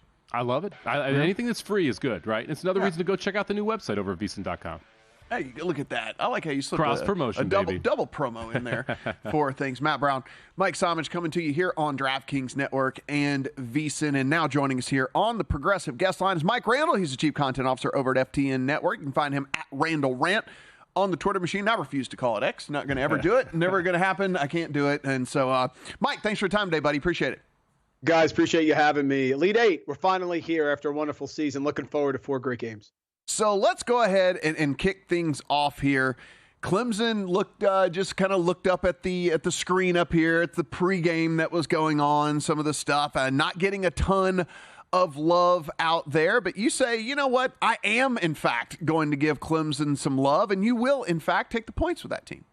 Matt, I will, because I predicted them to go to the Final Four when the tournament started. I thought the Clemson-New Mexico winner in that region, I thought UNC and Arizona were very shaky. So I thought that anyone between seeds 3 and 11 could make it, and my choice was Clemson. Why? They do all the things that you want a team to do that's going to make the Final Four. They don't turn the ball over. They play great defense inside the arc. They have a post player. They can make threes. They make their free throws, and they're good on the boards. So, yes, they're playing an Alabama team that just looks scalding hot against North Carolina. But they had some incredible performance there from Grant Nelson. And I don't think he's going to do that again. When these two teams played the first time in Alabama in the non-conference, Clemson actually won. And that was without Jack Clark, who's a super important part of their rotation, really giving them nothing, only 4 minutes in that game. So I'm going to ride with it, guys. I predicted it before the tournament start. I'm not going to back out now. I get it. Let's fade the recency bias. I will take the points here with the Tigers, who I think are actually going to win the game. Remember, Alabama's team does play great defense, and they just need a little bit of shooting regression. And if R.J. Davis had a normal game and they didn't shoot that well as they were, they wouldn't even be here right now. So let's roll with the Tigers. I don't hate the look there. I know Matt, that's music to his ears. He's got 175-1 ticket on Clemson to win it all. So he went a little more aggressive than just the Final Four in that spot. Now, a big part of this Clemson run has been their three-point defense, holding opponents to just 18.5 from beyond the arc. Alabama, a team that loves to chuck up the threes. Do you think that three-point defense able to show up again today against Bama? Little concerned, Mike, because of the zone. And I know that if Alabama gets those open shots, they can hit them. But also the big man inside for Alabama was a little banged up as well. So really the key bellwether for me in this game is if you could fast forward and then come back in a time machine and tell me what P.J. Hall does today. He stays out of foul trouble. He gets his normal 20 points, 10 rebounds. I think Clemson wins the game. We've seen some crazy variants. We've seen Marquette not be able to hit the broadside of a barn. We've seen Jamal Shed get injured. We've seen Santiago Vescovi have the flu. So just give me normal variants, normal shooting for Alabama, reasonable foul issues with Clemson. I do think Clemson wins the game. Let's look at a player prop that you're looking at as well that is correlated to Clemson winning the game, and you're looking at an under. Yeah, I am looking at an under, and the one that I really like here is Grant Nelson under. Listen, Grant Nelson can be very up and down. Look at his points, Matt, the last 3 games. He had 3 points, and 24 points. Even before that, 11, 12, 14. So I'm looking at his prop right now, which I believe is around 12.5. About 12.5. I'm going to take the under on that. It's done very well so far. Fading big performances here in the subsequent game. People are very affected by what they see. Nelson was just fantastic. I think this Clemson team that is limiting from the outside is going to limit Nelson again. And something else to keep in mind is when they played early this year, Nelson 2 of 7 from the floor. So let's fade him today, going under against Clemson. He was the star against North Carolina as well. Phenomenal down the stretch there for him. Hit a big 3, couple big buckets late, including some free throws to help propel them over the top. All right, let's switch over to the late game here. We got the early game. UConn taking on Illinois here. UConn just been an absolute truck the last 2 years in the tournament, have won 7 straight by 13 or more. Illinois' defense, 152nd in the nation, not great. This UConn team doesn't do anything poorly. Do you think that the train keeps rolling today for UConn? I think it does. I when I look at these games, Mike, I try to come up with a path and a rationale of how the game could go. How would Illinois keep this game close? Well, they need to have a big response from Terrence Shannon, which is certainly reasonable. And they need Marcus Domas to score, which he hasn't been able to do the last 2 games. And they'd have to stop Donovan Clingan inside because they beat Iowa State because Robert Jones really isn't an interior scorer. And they need to play elite defense. And UConn would have to shoot points. It's too many ifs. It's too many ifs. UConn is just that good. The team that could have knocked out UConn would have been Auburn. That was the matchup because they have Janai Broome inside and they can guard the arc. In this matchup, I just don't see it. I'm not a Dane Danger guy. I don't think he's going to have a big performance. Could Clingan get in foul trouble? Could UConn not shoot well? Of course. Could Shannon have 40 points? I guess. It's too many Fs. So I'm taking UConn. I'm laying the points. I think they are that good, guys. And you can get them to still win the tournament around, minus 105, minus 110. I think it's a great bet. Now, one follow-up question on this one. I'm really interested in what the pace of play is going to be here because Illinois is going to want to get out. They're going to want to run. We saw them struggle in half-court offense against Iowa State. Iowa State just not nearly as good at offense as what UConn is able to do in the half-court. What do you expect from the pace of play? We've seen this total bounce around between 154.5 all the way up to 156.5. Right now, sitting right around 155. Do you think this is one of those games where UConn wants to run with them, or do they try and slow this down and just beat Illinois in the half-court? Yeah, what I love here is that UConn actually doesn't play that quickly, but they still score. They're just so efficient. So their pace of play is actually fairly slow, but they're averaging 81.6 points per game. They just have so many options, Mike, in the half court that you can have Cam Spencer can shoot. They can get to the basket, Clingan inside. Caravan hasn't even had a good game yet. It's just too many options. So I think they'll be able to score either way. I always like the under when it comes to these big matchups because I just don't like the over. Of course, the lines are skewed to that. I like the under. I think they can cover it either way. They're just so efficient. And guys, we're selling short UConn's defense on the perimeter. I guess Shannon will get his, but he's not going to get easy open looks that he actually got against Iowa State because Iowa State got down by 10 points and started scrambling in the half court and gave up some open shots. UConn's not going to do that.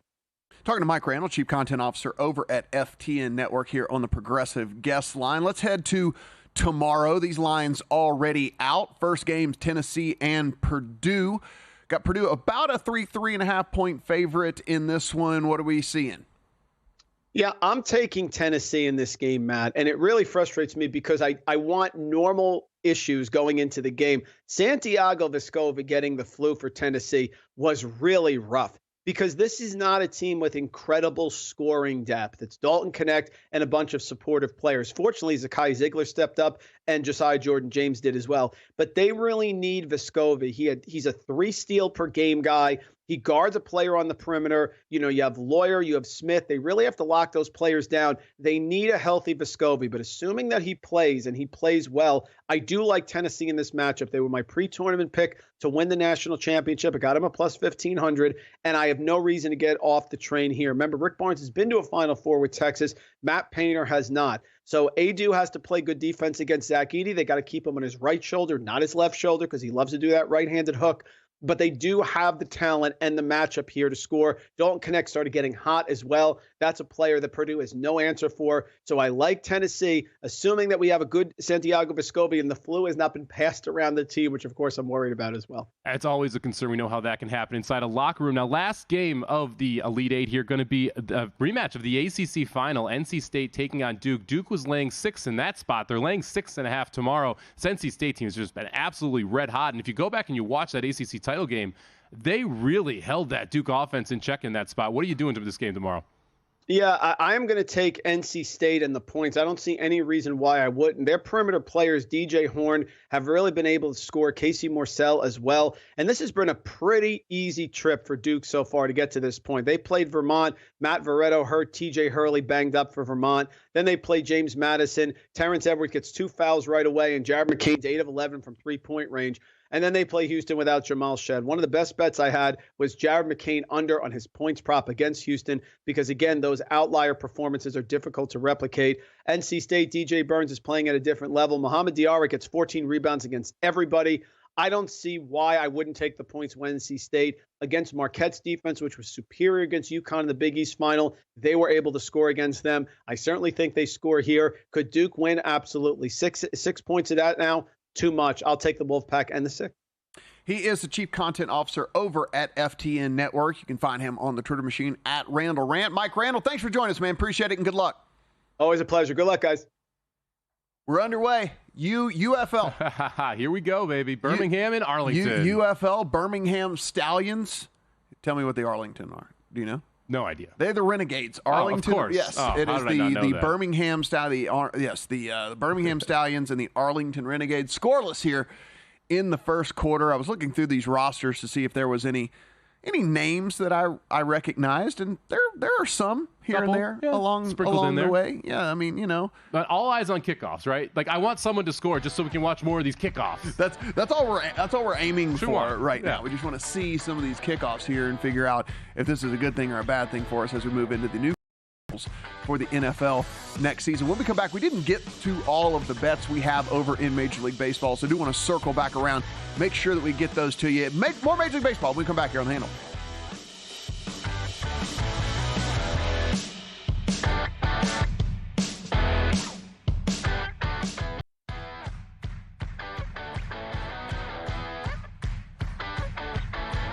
This is The Handle with Matt Brown and Mike Summich on VSiN, the Sports Betting Network. You're driving along in your car out there and you're going, man, I might want to give this DraftKings Sportsbook thing a try. I just wish I could get some bonus bets. I'm sitting here looking, I'm thinking about it. I've been listening to these guys talk about it, and I think I'm going to give it a try. Well, guess what? We have a deal for you. This is the time to pull over and make that download over at your favorite app store. Get the DraftKings Sportsbook, and guess what? Promo code HANDLE, HANDLE, whenever you sign up and make that first deposit. Whenever you bet $1,000, we're going to give you $500 in bonus bets. And guess what? You can do that up to $2,500 in bonus bets. Now, this is an exclusive offer. You must use the promo code HANDLE, HANDLE, over at DraftKings Sportsbook. DraftKings Sportsbook, the crown is yours. You know what, Matt? I got a pro tip. Yeah. Pro tip. If you are signing up for a new DraftKings account or buying anything on VSiN, just use the promo code HANDLE, HANDLE. It will get you something. It'll get you something. It will get you what we can't tell you exactly what, but it will get you something. It may change, but it will get you something. It will get you something. for sure. Looking here, talked about the UFL is underway, so we're watching that. We also have the first baseball game of the day that is going. Early run on the board for Milwaukee, who is batting Severino all over the yard right now. 3 hits into the first. If you had no run first inning, sorry. Yeah, Nerfy goes down. We're about to get a kickoff in Birmingham versus Arlington as well. All right, we get to see what this is all about. So if you want to quickly flip your TV over to whatever channel this is on. Yeah, we'll figure it out. Yeah, it's something in there. On Fox. There we go. Yeah. All right, it's on Fox. Big Fox. They're lining up like a normal kickoff. Yeah, wait. Well, that was anticlimactic. Wait a minute. That was a normal kickoff. Okay, we'll get the story. Does it only happen after touchdowns as opposed to field goals? I don't know. Big return, though. Big return. Yeah, so we have something to look forward to. Anyway, with all of that, we again 1-0 in the top of the first, Milwaukee. So they've already strung together 3 hits on Severino, RBI in that one for Adames, but already hits for Contreras and Yelich as well. But the reason I circled back around to baseball, because we didn't get to baseball a little bit earlier with all of the picks that we were looking at here on the day, Mike. And just to remind you guys, we do have another first pitch that is coming to you in about 25 minutes. That is the Tigers and the White Sox. That is Kenta Maeda on the hill for the Tigers. That is Michael Soroka on the hill for the White Sox. Minus 135, Tigers on the road as favorites. Plus 114 for the White Sox at home as underdogs. 8.5 is your total there. In that one, don't know what Soroka still has in the tank. This is kind of a wait and see approach for him. He could be complete dust at this point for all we know. So I feel bad for all these guys that had the most talent in the world, and then the injuries just piled up over and over and over and over again. So can't get to this game yet. Yeah, interesting. These first 2 early games, It said new faces or same faces, new places, right? We've got Maeda in a new place. We've got the Soroka in a new place. You got Severino in a new spot here with the Mets. So it's interesting to see some of the adjustments we've seen from the pitching side here in the offseason. Once we get into the main kind of bulk of the card here, you talked a little bit earlier about it. Just a quick refresher. Are on the Orioles. That is Orioles Angels. Griffin Canning for the Angels. Grayson Rodriguez for the Orioles. That is minus 166, but you're going a different route. Yeah, I went with the first 5 here and laid it with the Orioles. So you can get first 5 minus a half run, minus 115. Home favorites, I want to play first 5, not full game, minus the 1.5 because the extra inning rules and the fact that you don't bat in the bottom of the ninth if you are ahead by 1. So want to make sure I get the most out of the favorites that I am playing here. So I'll take the Orioles first 5 minus a half, minus 115. Huge edge from a batting perspective. I would say a decent edge from a pitching perspective as well here. So Angels, one of those teams I'm looking to fade early until I believe the lines are correctly numbered. Yeah, that Angel squad is just not good. It's just tough. Yeah, it's just tough to get behind. One of the other ones I do want to bring up because it was a thought for me anyway. You did pull the trigger on the Reds. I was looking at a strikeout prop in that one. I actually don't mind the full game price, even though it's all the way up at minus 166 in favor of the Reds, but you just kind of shortened it down here. I did. I looked at 3 separate ways to play this. I want to play against Corbin. I want to play on green, so it's a perfect scenario for me to take a good Reds team against a bad Nationals team with a good pitcher on the mound for the Reds here. I played first 3 minus a half run plus 105. I like the first 5 as well. The juice just a little bit higher there if you're laying the half run in the first 5. I think this Reds team jumps all over him. I like the fact that Hunter Green, who I expect 6 innings out of him this spot, I think he's going to be able to shut down this Nationals offense as well. So like the Reds quite a bit in this spot again, but didn't want to lay the 1.5 for the full game just because we're not getting that extra at bat. Yes, this is not going. The debut for Severino not going all the way 3-0 now, top of the first. Not great for the Brewers. So not going great for him over there. One of the games I just wanted to highlight, not necessarily from this is a bet in the account, but if you're just looking for a great pitching matchup, Braves with Max Fried against the Phillies and Aaron Nola that are going to be on the hill today. The Braves, you and I were talking about this off air with Britton, that listen, if we're really kind of handicapping the teams to beat here, like it would be shocking to me if it wasn't either the Dodgers or the Braves that make it to the World Series. I mean, I think it would have to be the most cluster injury situation you've seen for both of these teams in quite some time. And so, again, like kind of getting an idea of what this Braves team looks like if you are going to be in for the long haul over the course of the Major League season. Getting to go up against a pretty quality pitcher on the road today as well. So you can just see what this team looks like top to bottom. Yeah, it's a Braves team that didn't hit the ball well early. We're able to pile up runs later in that game against the Phillies bullpen. And these are supposed to be 2 of the best bullpens in the majors as well. The Phillies bullpen specifically struggled that opening game, giving up 9 runs to this Braves team. Got 2 quality starters here. And it's going to be Dodgers or Braves. Yeah. You would have to. You don't even have that, like, hey, look at this pitching staff with 3 stud aces, which is how you would beat these teams in a shorter series, right? In the playoff postseason, there's not one of those in the National League that I can see at this point. Who knows? Maybe we'll see something progress down the line, but it looks like a 2-horse race here with 2 just dynamic offenses with good pitching staffs. I lean toward the Braves or toward the Dodgers, but at the prices, it's so hard to play either of them at this point. So one of the games I did put into the account today, and that is the Yankees and the Astros. Yankees are going with Marcus Stroman. The Astros are going with Hunter Brown. They're about -1, 130 earlier dates, but it's to 135 now in favor of the Astros. 114 if you want the Yankees. 9 is our total here in this one. So for me, I back the Astros.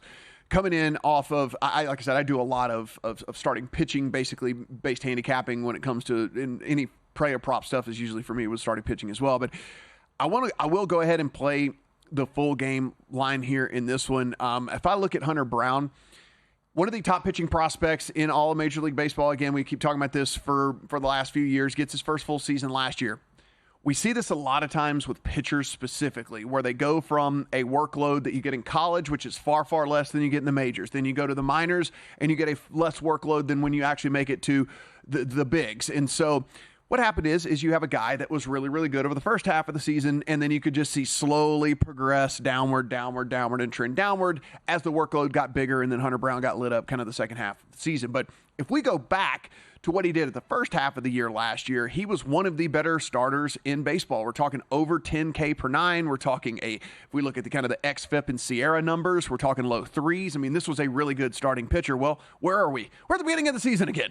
So this guy, I'm hoping, and also entering big league season 2, right? You think you would like to, maybe he prepared it too a little bit better as well. So I think this number is just a little bit low. And Stroman, whether he's got anything left in the tank or not, I don't really know. But going up against this Astros lineup that typically hits the type of pitches that he throws a ton well, I will go in favor of the Astros here at a short price. I had the Astros yesterday. Was pretty frustrated by it, but I like this look. You mentioned Hunter Brown. He's one of those guys that I have targeted as bet early pitchers. Andrew Abbott for the Reds, another one. Bobby Miller, who looked phenomenal against the Cardinals, another one who all 3 of them pitched very well when they got to the majors last year, and then you just saw it kind of peter off. And you could tell, like, they're not used to this. They're not used to the grind of throwing every 5 days for this long of a season with this many innings. I would expect all 3 of them take a step forward. Don't hate the idea of playing on Hunter Brown today. Let's go to the last game of the evening in which you have in your account. It's Red Sox and the Mariners. The Mariners are your -155 favorite at home with Logan Gilbert on the hill. The Red Sox are dogs +130 with Cutter Crawford. Yeah, Logan Gilbert, one of those pitchers where I don't think he's all that well known, but I think he's actually pretty good. Yeah, he's a stud. We saw him come up in 2002 and pitched very, very well. He regressed a little bit in 2023, but it wasn't a massive regression. He went to a 3.73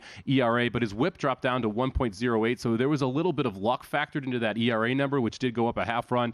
I think he's going to pitch very well here, 3rd season, full season in the majors. And when you look at these 2 teams from a lineup perspective, Seattle, significantly better offensive lineup than Boston. You've got a better starting pitcher on the hill. Right now, if you lay the first 5, you can get -105 with Seattle, minus the half run. So I went first 5 Seattle, minus half run, -105. Yeah, I like it a lot there. Gilbert is another dude for me that is, if you follow baseball, you realize like the guy's a stud. He's just not on that. He's just not in that elite tier, right? No. Like he's in the really good tier, and so you don't see a ton of him. West Coast guy as well, so Seattle wasn't great last year. Yeah, so you kind of get all of that stuff where like pushes him down behind some of these other guys, but certainly should be in the same breath with any solid mid-tier pitcher in Major League Baseball for sure. And has the ability to take a step forward. Yes. He is still younger, and he was touted as a prospect, so it is possible for him to continue to grow here as a pitcher. No, absolutely. Really do like those a ton. Guys, appreciate you watching us over on DraftKings Network. Got to get in all the basketball talk, all the baseball talk here today. We are going to continue over on VSiN.com. For those of you that are following us over there, we're going to talk some UFC. Going to continue to talk some college basketball because there are futures numbers that you can bet out there as well. If you don't want to bet these things game by game, see if there's anything we want to get into our account over there. Come on back. It's The Handle here on a Saturday.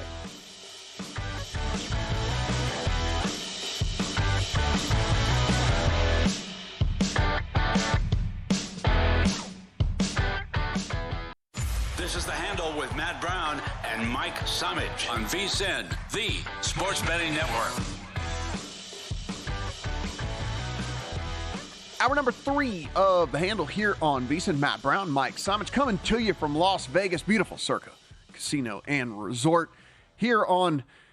I tell you, it is a special sports day. I think I didn't even realize that maybe the last couple of days leading into this, but you go in and you start to realize, like, all right, so we've got Elite 8 games, full slate of baseball, all the hockey you can handle. There's a UFC card as well. We're watching the UFL that just got going here too, which we still hadn't figured out why the kickoff didn't happen the way we thought it was going to happen. But someone can, tweet at us or figure it out, or whatever, however that is going. But this was listen, we were scanning some of the rosters, and there were some dudes that have played not only in the NFL that I think you guys would recognize if you did want to tune in. We found a couple of first-round picks that were in there and stuff that maybe had kind of fizzled out and flamed out. And so there are real players in this, and likely to be a few of these dudes that will end up making some sort of roster down the line. Yeah, I wouldn't be surprised. And it's great that this played during the spring as well, because you can have these guys signed to practice squads, signed as the kind of the last guys on the draft. I wouldn't be shocked if we see some guys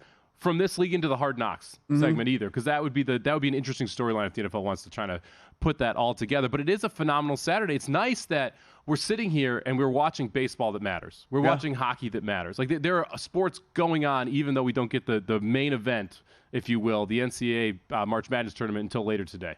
So we have two games today over in the Elite Eight, Illinois and UConn. This is still sitting 8.5. So I think that the move off of the 9 seems like we're going to just settle here at 8.5. And so 8.5 in favor of UConn, 154.5. So this has now gone back to 2 points. Yep. So this is quite a bit since we came on. So we have had a 2-point line movement higher and now a 2-point line movement lower since we have been on air.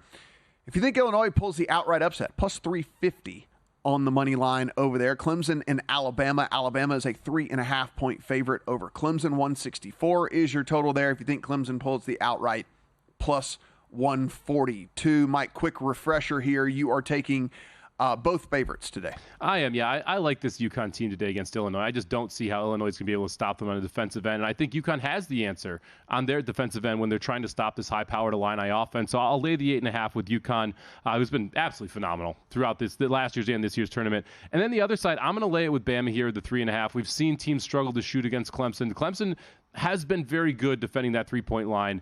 I think Alabama is able to find a way to shoot over that zone. And it's just, to me, the matchup here not phenomenal for this Clemson team. So I laid the 3 with Alabama earlier today. We're now seeing that up to 3.5. We aren't often heads up a ton, but I did take Illinois when it got to 9. It was, to me, I understand I'm going to need a pure game at Illinois, right? Like their offense is going to have to play like it played all season long against a UConn team, which is much, much better than, most of the competition that Illinois played over the course of the season. But it is one of the best offenses in the country. I understand that the defense tends to be a turnstile. I do wonder if they don't try to slow things down a little bit. I do wonder if they don't try to see if there can be some variance in their way against from a UConn perspective, which is they play at a much slower pace. They're just really, really good at scoring. If they play at that slower pace and maybe aren't quite as efficient, maybe that could work into their favor as well with all that. But again, nothing that I was just jumping up and down about, but I think most of these smart people out there, even you just said that your projections and lines actually was closer in the 7.5 type range with all that. So when it reached the 9, I did go ahead and go that way. I got to figure out what to do with the Clemson ticket. That is to be determined. We'll figure that out as we move on. Yeah, it's interesting. We mentioned you've got this Clemson 175-1 to win the tournament, and the problem is UConn is sitting there in the Final Four. That's what really makes this difficult to decide. How do I want to hedge this? Because you wanted to try and have a ticket that you could monetize, and now you're sitting here and you're short dogs to Bama. But if they beat Bama and UConn wins, you're 10-point dog. Yeah. To UConn? Minimum. And so if you look at the money line at that point, you're essentially hedging off your entire ticket in 2 rounds. And if for some reason they make the finals, you may be rooting for the other team. Yes. To be like, and so it's a difficult situation here. The best result for you is Illinois goes out and wins. Yeah. And then you can hedge off a piece of this Clemson bet. Yeah, I think for me, it's going to be tough, I think, this round to make some money. And I think I'm going to have to just hope for the best. I mean, maybe Clemson jumps out by 8 early. Yeah. And you can play back plus 3.5, plus 4, and you hope to middle it so that then you're monetized the ticket already, and you go into the next round not having to worry about this. But again, if you lose that bet, you're in the same situation. Where same place as before. My we'll call it a 0.2 of a unit bet. Yeah. I'm now having to hedge 6 units to try and make the money. Like it's not a fun situation to be in, even though it is. It's Matt Brown. He complains about 175 to 1 tickets. But it's not a good. It's certainly not a good ticket to not a good place to be in. But given their draw and given the way that things, I'll go bet one at 40 to 1, and we can trade tickets. Yeah, how about that? Sounds good. All right, so you can bet this though. Not if you don't want to bet it game by game. You can go in. There are to reach the champion. It's basically to reach the final. If you want to bet a team to reach the final, UConn minus 210, Purdue is plus 140, Duke is plus 220, Tennessee plus 290, Bama plus 550, Illinois plus 550, Clemson at 9-1, and then NC State sitting there at 10-1 to reach the final. And you can also just bet an outright champion future if you wanted to go that direction. UConn is now minus 105 to win it all. Purdue 340, Tennessee 7-1, Duke 8-1, Bama 16, Illinois 18, NC State 28, and Clemson sitting out there at 40. Of course, this plays into the path that they would have to go as well, played into these numbers right here. We know it's probably, if we did math, and you want to do rollovers and stuff and all that, but let's just go with the numbers that are sitting here for ease of explanation's sake, with all this. UConn at minus 105, do you think there is value there on the way that, after the way that they have looked? They would be the second most likely team for me to bet on this list. I like 105 it's short. It's short, but I think they get through today. I look at the second game, right, where you've got you got Clemson, you've got Alabama. I think they beat either of those teams rather easily. So then you're going to the finals. And who's going to be sitting there in the finals? Is it Tennessee? Is it Duke? Is it Purdue? They're 6-point favorites over any of those teams. Maybe Purdue's a little shorter than that. So minus 105 to me does not seem like a terrible number on UConn to win it all at this point. Yeah, so it's tough, right? Because I know everyone is going to be like, well, you should be doing rollover parlays. Let's be real. In reality, that's not how a lot of people bet. It's not. It is, and sometimes life gets in the way even. You might have the best of intentions to even do that, right? Well, guess what happens? You got to take a kid to practice, or you get whatever, or something happens at work, or what. So life happens too, and you could even have all right, this is my goal, and this is how I'm going to do this, and you end up not doing it. So I don't think it's out of line for us to talk about these future prices, because I do think that a lot of people, just given the ease of doing it, is more likely to bet this way. I agree with you. And look, roller parlays, they're generally going to pay more. Yeah. Not arguing against that. Right. It's generally going to pay more if you have the discipline and the time. Go for it. Bet that way instead of betting these type of numbers, because you're going to get a better number, especially if you're fading UConn, because you're going to get, if UConn does make the final game, you're going to get plus prices that are pretty significant against anybody else on that side. What about playing the exact championship matchup? If you do want to play UConn and try and pick the other side of the bracket so that you get a little more plus money on it versus the minus 105. A little like bang for your buck. I mean, because if you start to look, okay, UConn's minus 455 today. Yeah. Right? Let's say if Bama wins, what?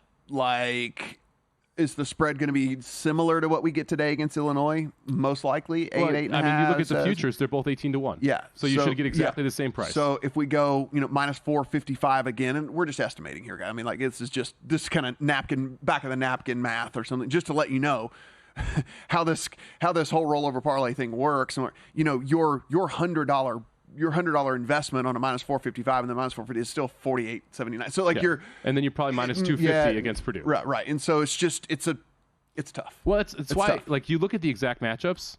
UConn Purdue's 5-1. I would much rather have that than UConn minus 105. Yeah.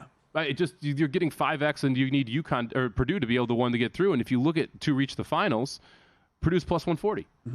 I mean, to me, that if you're looking at UConn, I think UConn is the most likely team that's going to win the tournament. I don't love betting the minus 105. Like I said, second most likely team that I would bet here if I was going to play somebody.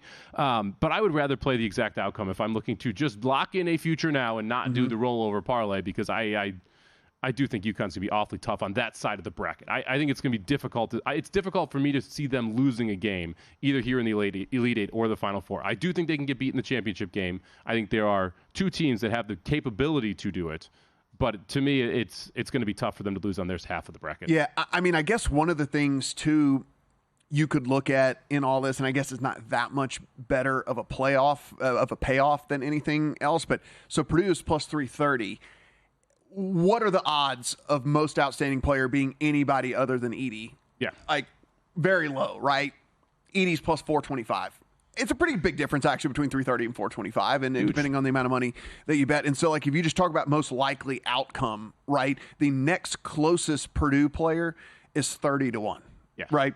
If they win, Edey's winning it. So open and shut. So you do have that as an option. It's not as cut and dry with UConn. You have a 4-1 on UConn. You have a 5-1. You have an 8-1. So like not as clear cut over there. It's similar to what we saw last year, where there were 3 UConn guys that were sub 10-1, and when we went to the Final Four, 2 guys were both over 2-1 because you weren't sure which direction it was going to go.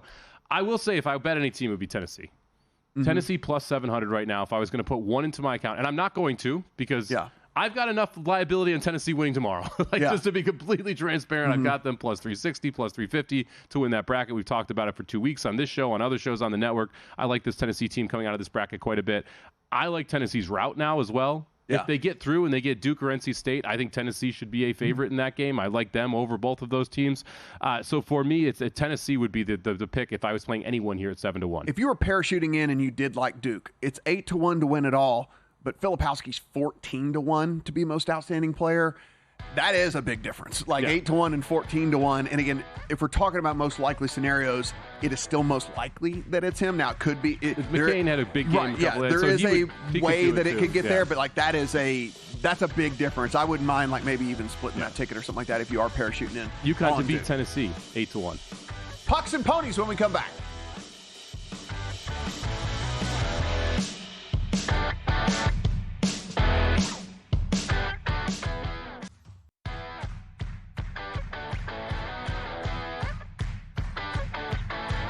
This is The Handle with Matt Brown and Mike Summich on VSiN, the Sports Betting Network.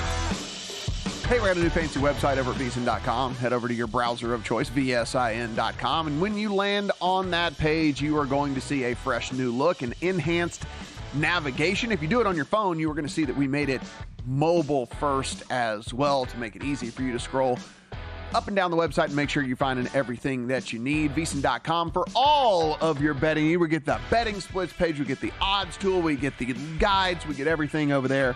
Take a look. And you get 2 weeks free right now with the betting splits, too. There you go. /picks. Head over. VSiN.com/picks on that one. We did see a touchdown, a 2-point conversion in UFL. 11-3 right now in favor of Arlington. There you go. The Renegades. Arlington Renegades. Over the Birmingham Stallions. There you go. You look at you. Yeah. You know all these nicknames. They got a picture of the horse. Yeah. Right next to. Yeah. They got a picture of the horse. Call them Broncos. Right. Right next to them. So we asked if Mike Soroka had anything left. Answer is no. In the tank. We are leadoff triple, single, 4-pitch walk, single. He has yet to record an out in this one, so things not going well for his debut there for the White Sox, who have started off the season 0-1. Technically, no ERA yet. Yes. So a positive. We'll see what goes on there. But, listen, this is where we like to give you an entire segment. Mike's time to shine here. We go in and we talk a little horses, we talk a little hockey. So let's talk some hockey. Technical regulation size or what? It's time to ask Mike Summich, what the Don't you ever touch my pucks! Let's start with a game that is going to go in about an hour and a half. That is the Vegas Golden Knights on the road, Minnesota Wild. Even money, -120 on the Knights as favorites here. 5.5 is your total. What are we looking at? We're going to go to the first period under. We've talked about these. We usually have at least one of them in this segment. I love betting first period unders this time of year. You've got playoff style hockey that has taken over. You see a lot more unders later in the year, overs early in the season. Golden Knights, one of the best defensive teams in the first period. They don't like giving up goals. Minnesota, one of the best defensive teams at home in the first period. I'm going to go with the under, goal and a half here, -105. This, again, about an hour and a half from now. So if you're looking to get in on that one. Now you got some time if you want to play the Predators and the Avalanche. That one's a little bit later this afternoon. Got about 4 hours before the puck drops there. Avalanche are -175. Home favorites if you want the Predators on the road as underdogs. +145 and 6 is our total juiced towards the over, and you are going to take the dog here. I am going to take the dog here. Look, Jeff came on. He talked about how good the Avs were at home. He took them 60-minute line. I understand that. I totally get it. This Predators team right now, we've been talking about them, I feel like, for 3 weeks now, Matt? It's been a lot of Predators love on this show. I've got a ticket for them to win the Stanley Cup at 48-1.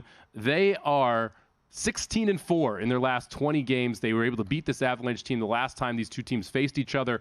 I don't disagree the Preds should be the dog, but I made this closer to 125, not 145. And when you find 20 cents of value on a game line where you're not having any gimmicks, just who's going to win the game, I'm always going to gravitate toward playing that. So give me the Predators money line plus 145. I like it, my friend. And then let's close things out here, going a little bit down the card. When is this one? That's a 3 o'clock puck drop. 3 o'clock puck drop. Yeah. We're going to take the Rangers, but we're going to take the Rangers on the puck line. Rangers currently fighting for the President's Trophy, which is the trophy awarded to the team with the most points in the regular season. They're taking on the lowly Coyotes. You're talking about no one at the stadium. Go check out a Coyotes game, which is played at, I believe, Arizona State University's ice hockey rink.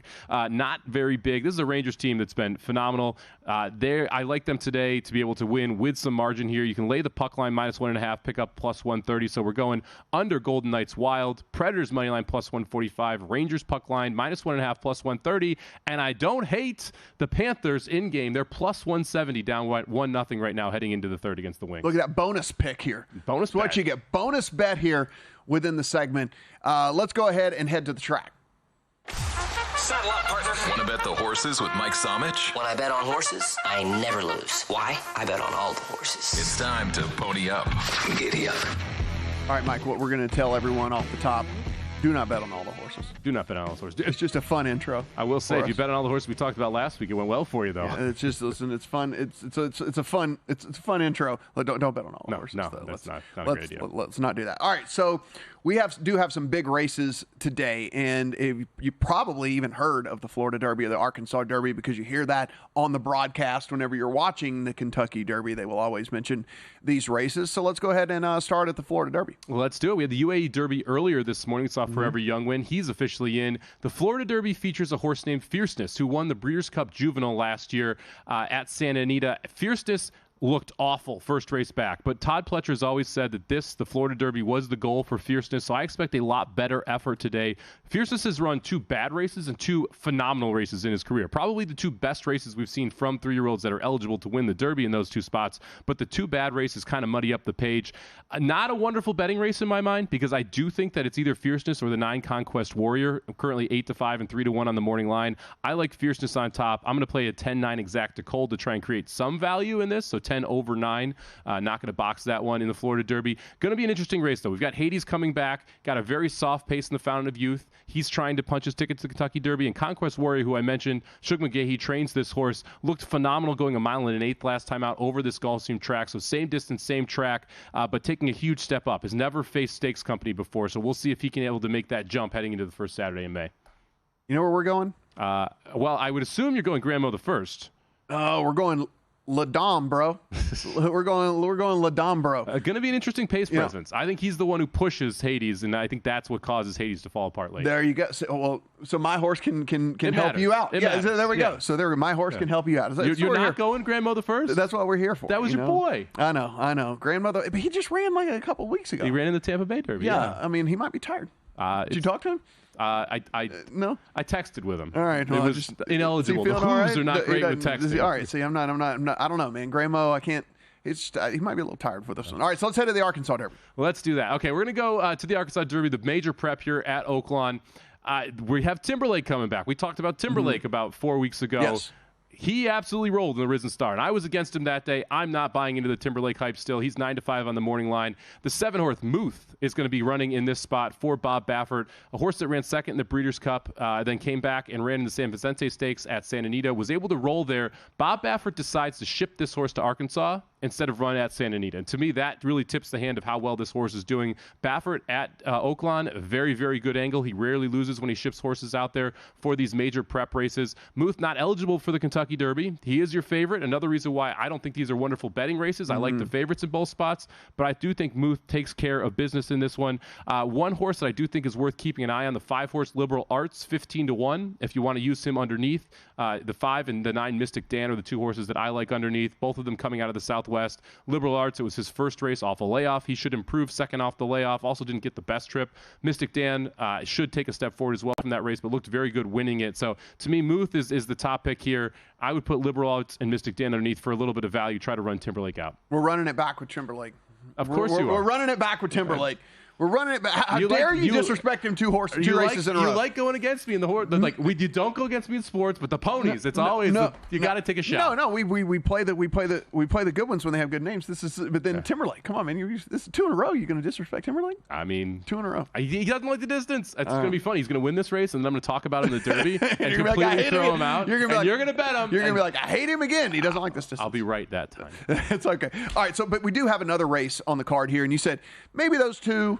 Not the best betting races. Certainly if you're trying to get a big score or something like that, but maybe there's a different one. Yeah, it's hard. Like we had a 13-1 winner on Sunday. Yeah. There's not a 13-1 winner in either of these two major races. And so because of that, you got to look for some value in some other spots. We're going to play a daily double here from Gulfstream Park. So if you're in your DK horse app, go to Gulfstream Park, race number 10, hit the daily double button, and we're going to play this one cold. We're only going 1 horse in each of these 2 spots. We're going to start out with the 6, McCulloch in the 10th race, who's the favorite. It's a Chad Brown horse on the turf, loves the 1.5 miles, should be close to the pace. Like him quite a bit today. He's 8-5 on the morning line, so not a ton of value to bet him to win. Mm-hmm. But if we go to the next race, the 11th race, which is the Gulfstream Park Oaks, so the Kentucky Oaks prep here, and we go against the favorite. The favorite's going to be the 4 Ways and Means, a Chad Brown horse who's coming back, looked very good in the first effort, wasn't able to get the job done to a horse named Brightwork second time out. 8-5 on the morning line. Not going to use her. We're going to go to the 6-horse Gun Song, who I think has taken 2 steps forward in back-to-back races with Johnny Velasquez on board. I think you see another step forward today, so we're going to cold double 6 with 6. Going back to Mystic Dan. Okay, like you know what? I like that. I like Mystic Dan. Spelled incorrectly too. And his jockey is nicknamed Houdini. Houdini Hernandez. Is this correct? I didn't know that. Is this correct? Look at you. I mean, look, yeah, I am. I'm doing the Google power over here with all Oaklawn. We got one more. Oaklawn race number 11. The other bet, the Fantasy, the other Kentucky Oaks prep, I think is a better betting race. We're going to go with My Maine, spelled M-A-N-E. See what they did there? Yes. My Maine Squeeze coming down from Aqueduct. We're on 1 back-to-back races up there. It actually is on a 3-race winning streak. I think she is by far the best horse, and I love the post position. The 1 draw should set her up very nicely to save ground around the first turn. We're going to put the 8, West Omaha, who we've talked about before, in second. So play Cold Exacta, Oaklawn, race number 8, 1 with 8. There we go, guys. Again, Fierceness in the Florida Derby, Muth in the Arkansas Derby, and then we got the daily double over Gulfstream 6-6, and then Oaklawn 11, Exacta 1 and 8. Come on back. We roll on here on the handle.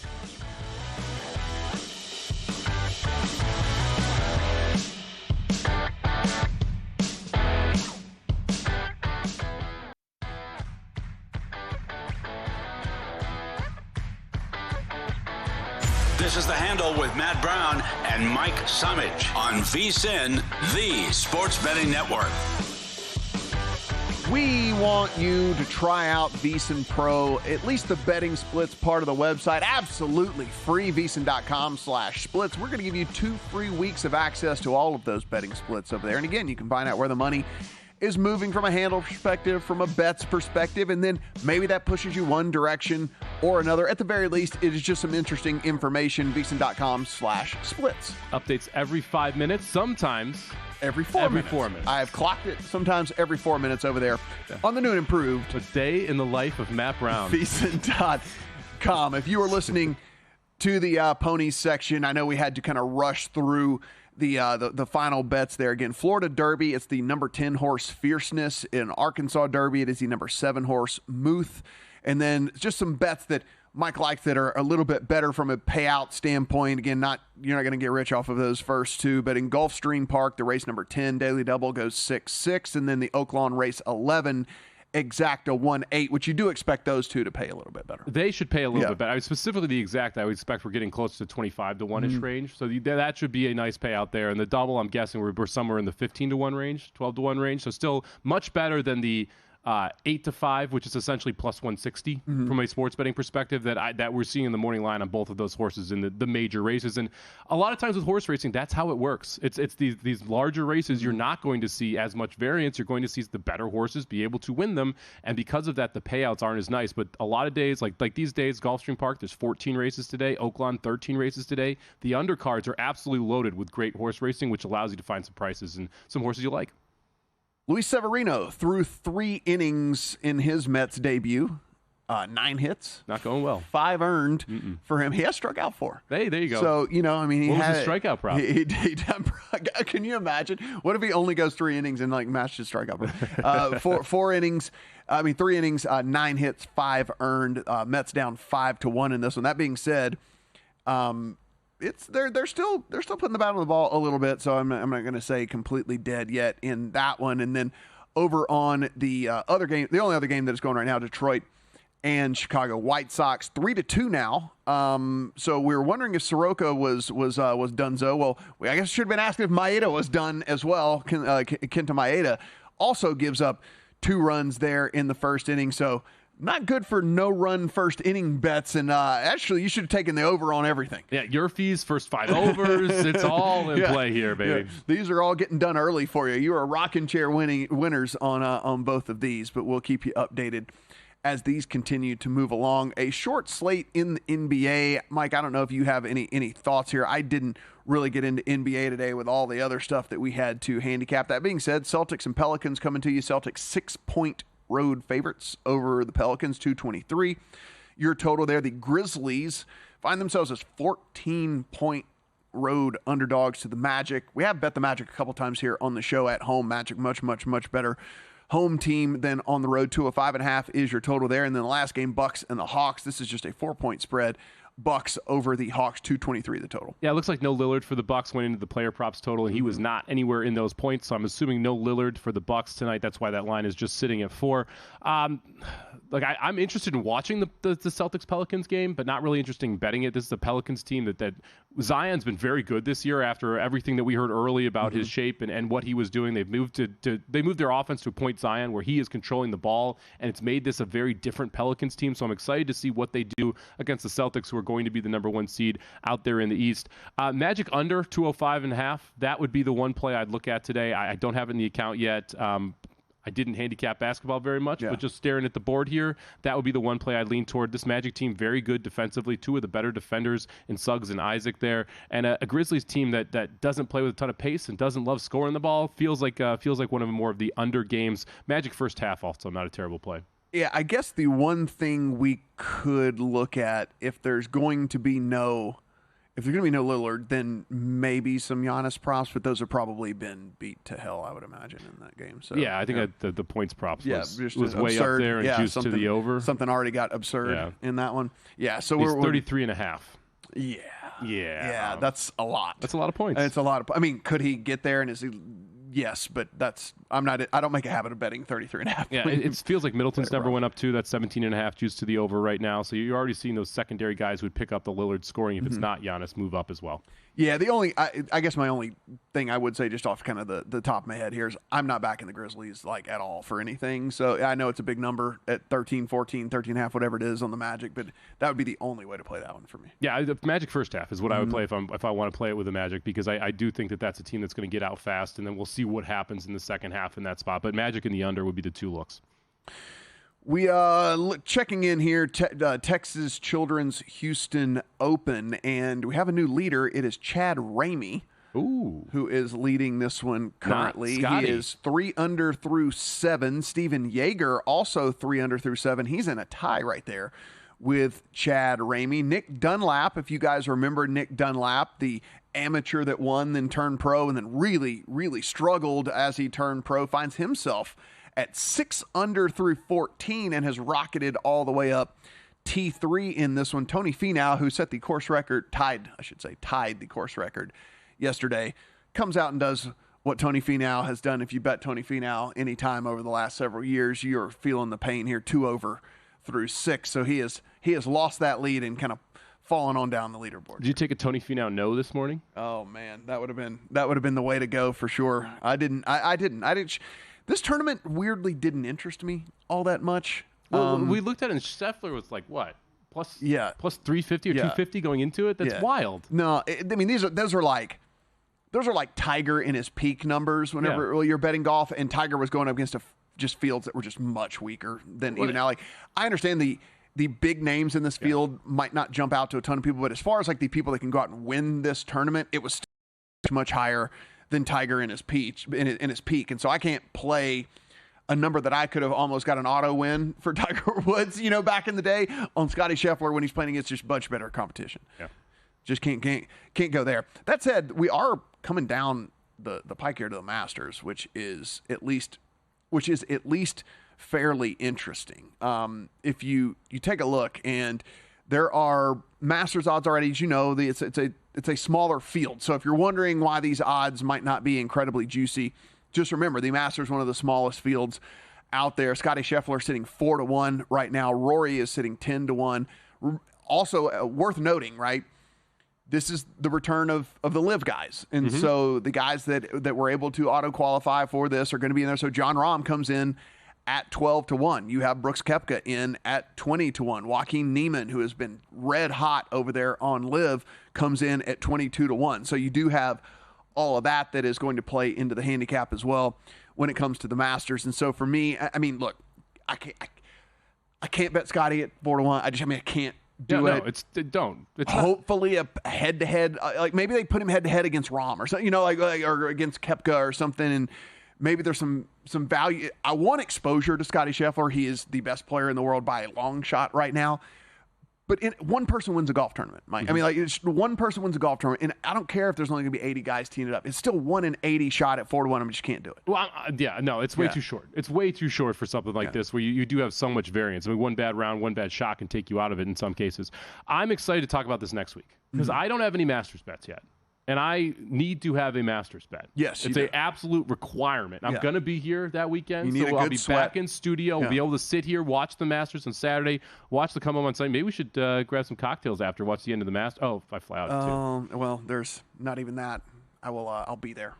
So yeah. You're not going to be here for the Masters? You're going to be in studio with someone else. Yeah. You're going to be in studio with someone else. All right. Yeah. Sorry about that. Just go to break. Just nice to throw that in there. But I do have a. How'd you get tickets? I have people that are more important than me in my life. Unfortunately, it'd be nice if I could just say like, oh yeah, it was me. Like, no, it's why didn't you call your buddy Mike and say, hey, I got a ticket to the Masters here? It's someone else. You have to have a pimento cheese sandwich for me. I will. Like, here, those are good. So I have a Will Zalatoris ticket that I made at the very beginning of the season at 49-1. He's currently sitting 28-1. It was a bet on talent with that because it was hey, if he's back, this number is going to be way lower. I took the risk also of that 49-1 that I had turning into 80-1 because he wasn't, he took so much time off. He just never was the same player and all that. So I feel pretty good about that being in the account. That being said, that's it. As far as like tickets that are in my account right now, that's all I have. I don't know if I can back Will Zalatoris in another major. I've had some painful memories of him in majors. I listen. If it was at 28-1, I'm not. Like at 49-1, I did. What about Tony Finau sitting at 35-1?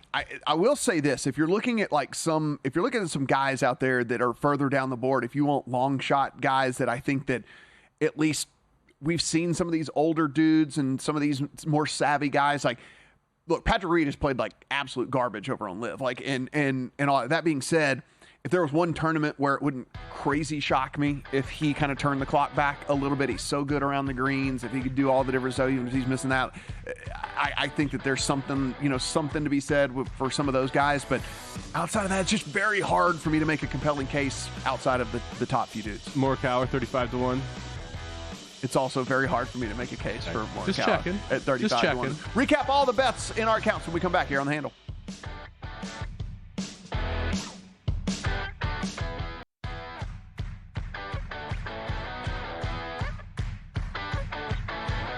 This is The Handle with Matt Brown and Mike Summich on VSiN, the Sports Betting Network. If you are not already a DraftKings Sportsbook customer, what are you doing? But guess what? We have some good news for you. We got a promo that you just can't turn down. Listen, go in, download DraftKings Sportsbook, use the promo code HANDLE when you make your deposit. When you bet $1,000, we are going to give you $500 in bonus bets, and you can do that all the way up to $2,500 in bonus bets. This is an exclusive new member offer using the promo code HANDLE, HANDLE, over at DraftKings Sportsbook. Up to $2,500 in bonus bets, $500 for every $1,000 you bet. DraftKings Sportsbook, the crown is yours. Mike, this is we said, just like kind of snuck up on us just what an interesting sports day this Saturday turned out to be.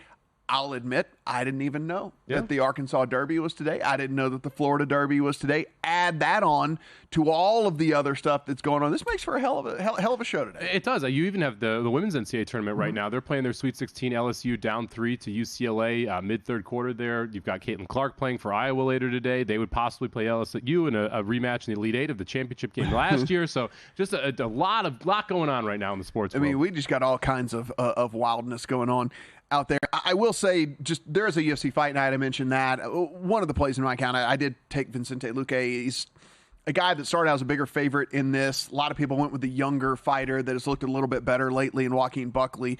That said, I just think this is more of a numbers play than anything else. We do this sometimes in these UFC fights where I think I think that the opinion early on was probably correct, but now it is moved too far. The steam went too far. Yeah. It's moved too far. I think that taking Buckley at a much bigger number was the right play in this. But now that we're getting to basically a pick 'em, you do still have a what I would assume to be a pretty decently dangerous fighter in Vicente Luque. And I think that there's a couple of different ways that he could also get this fight home too, which also I like whenever I'm taking a dude that has like kind of been on the bad side of where the line movement is. And so Buckley is a guy that has put himself in danger in a couple of different fights and stuff. You kind of look at the way that he fights, he'll get a little sloppy from time to time, and a vet like Luque might be able to take advantage of that. So again, not in love with the fact, not saying like, oh, definitely he's going to win. It's just now the number has gotten much more palatable, and I think actually moved a little bit too far in this one. So that did make the card. Yeah, the UFC, it's interesting to watch the steam in these fights. Yeah. Because you have these moves that are dollar moves in some cases, and you're like, wait a second. Like, I agree with the original move,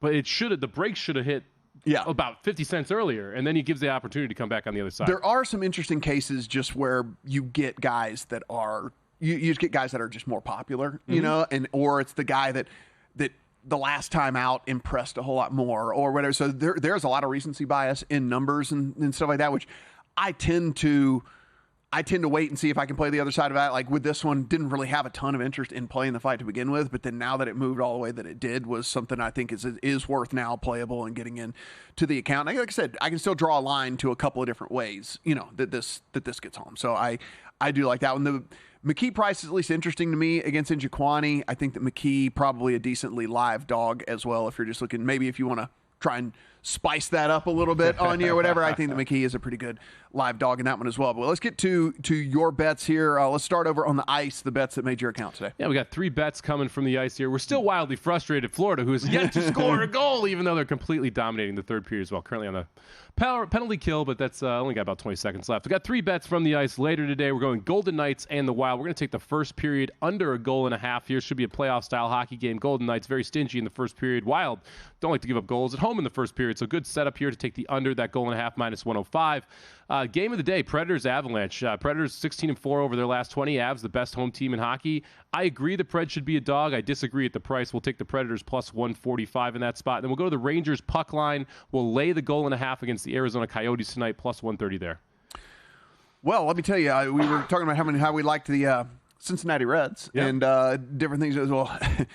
So does everybody else since we've, in the last half hour since we've been going at this, the Reds now all the way out to minus 185. Wow. We took 166 whenever we took air today, all the way out to minus 185. Maybe it's just all the love we heaped on Hunter Green. I assume it's the Handle crew here that are just pushing this. Obviously, I was talking about how much we like Hunter Green and this one is smoothest thing. Yes, all the way out to that.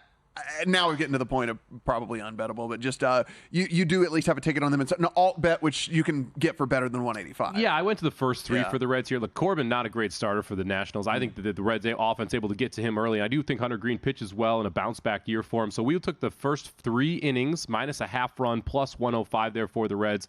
Also like the Reds' first 5, minus a half run. The juice is just a lot bigger in that spot. Have a couple other baseball bets here. Going to go with Baltimore Orioles, first 5, minus the half run, minus 115. That's JP Sears Day. That means that we're going to play the A's in the first 5. You get plus 100 on them on the money line there, first 5 innings. And then we're going to go to the M's, the late night game. We talked about this one. Gilbert on the mound for the Mariners. Expect a big year out of him. I think they've got a big-time offensive advantage as well against the Red Sox. So we'll lay the half run, minus 105, first 5 in that one as well. Yeah, we went from one Hunter to another one. I actually did back Hunter Brown for the Astros. Minus 135 I still think is definitely playable here against the Yankees and Marcus Stroman.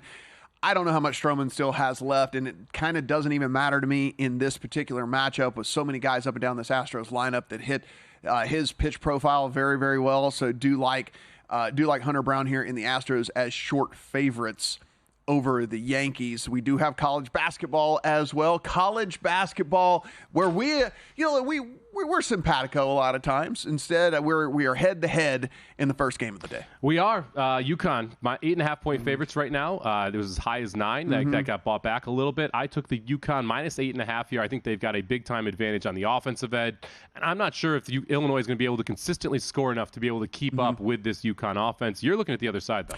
Yeah, I took the 9, and mainly because Illinois' offense is pretty good. I mean, listen, this is a team that shoots the 3 ball fairly well. The problem could be, and I'm fully aware that this could end up being a run-up, because listen, if UConn is able to prevent Illinois from doing what they do on the offensive side of the ball, then things could get really, really bad, because one thing Illinois does not do well is play the defense. They have decided that the defense is optional, basically. So they have to rely on that high power offense. And if they are able to do that, again, it just was the number of 9 to me, where I felt like they were always at least in some sort of range of kind of backdooring this, even if it did get a little bit out of hand. But I will say, if that 34.7% on the season becomes 22% or 20%, or even worst case scenario below that, then your bet is not only going to win, your bet is going to rocking chair home. You're going to feel really good about that one when you look up and they're up 17. Well, I do hope Illinois is able to score. I played the over 155 too, so I am looking for some points here. I don't know, Matt. We just had breaking news come across here. Oh.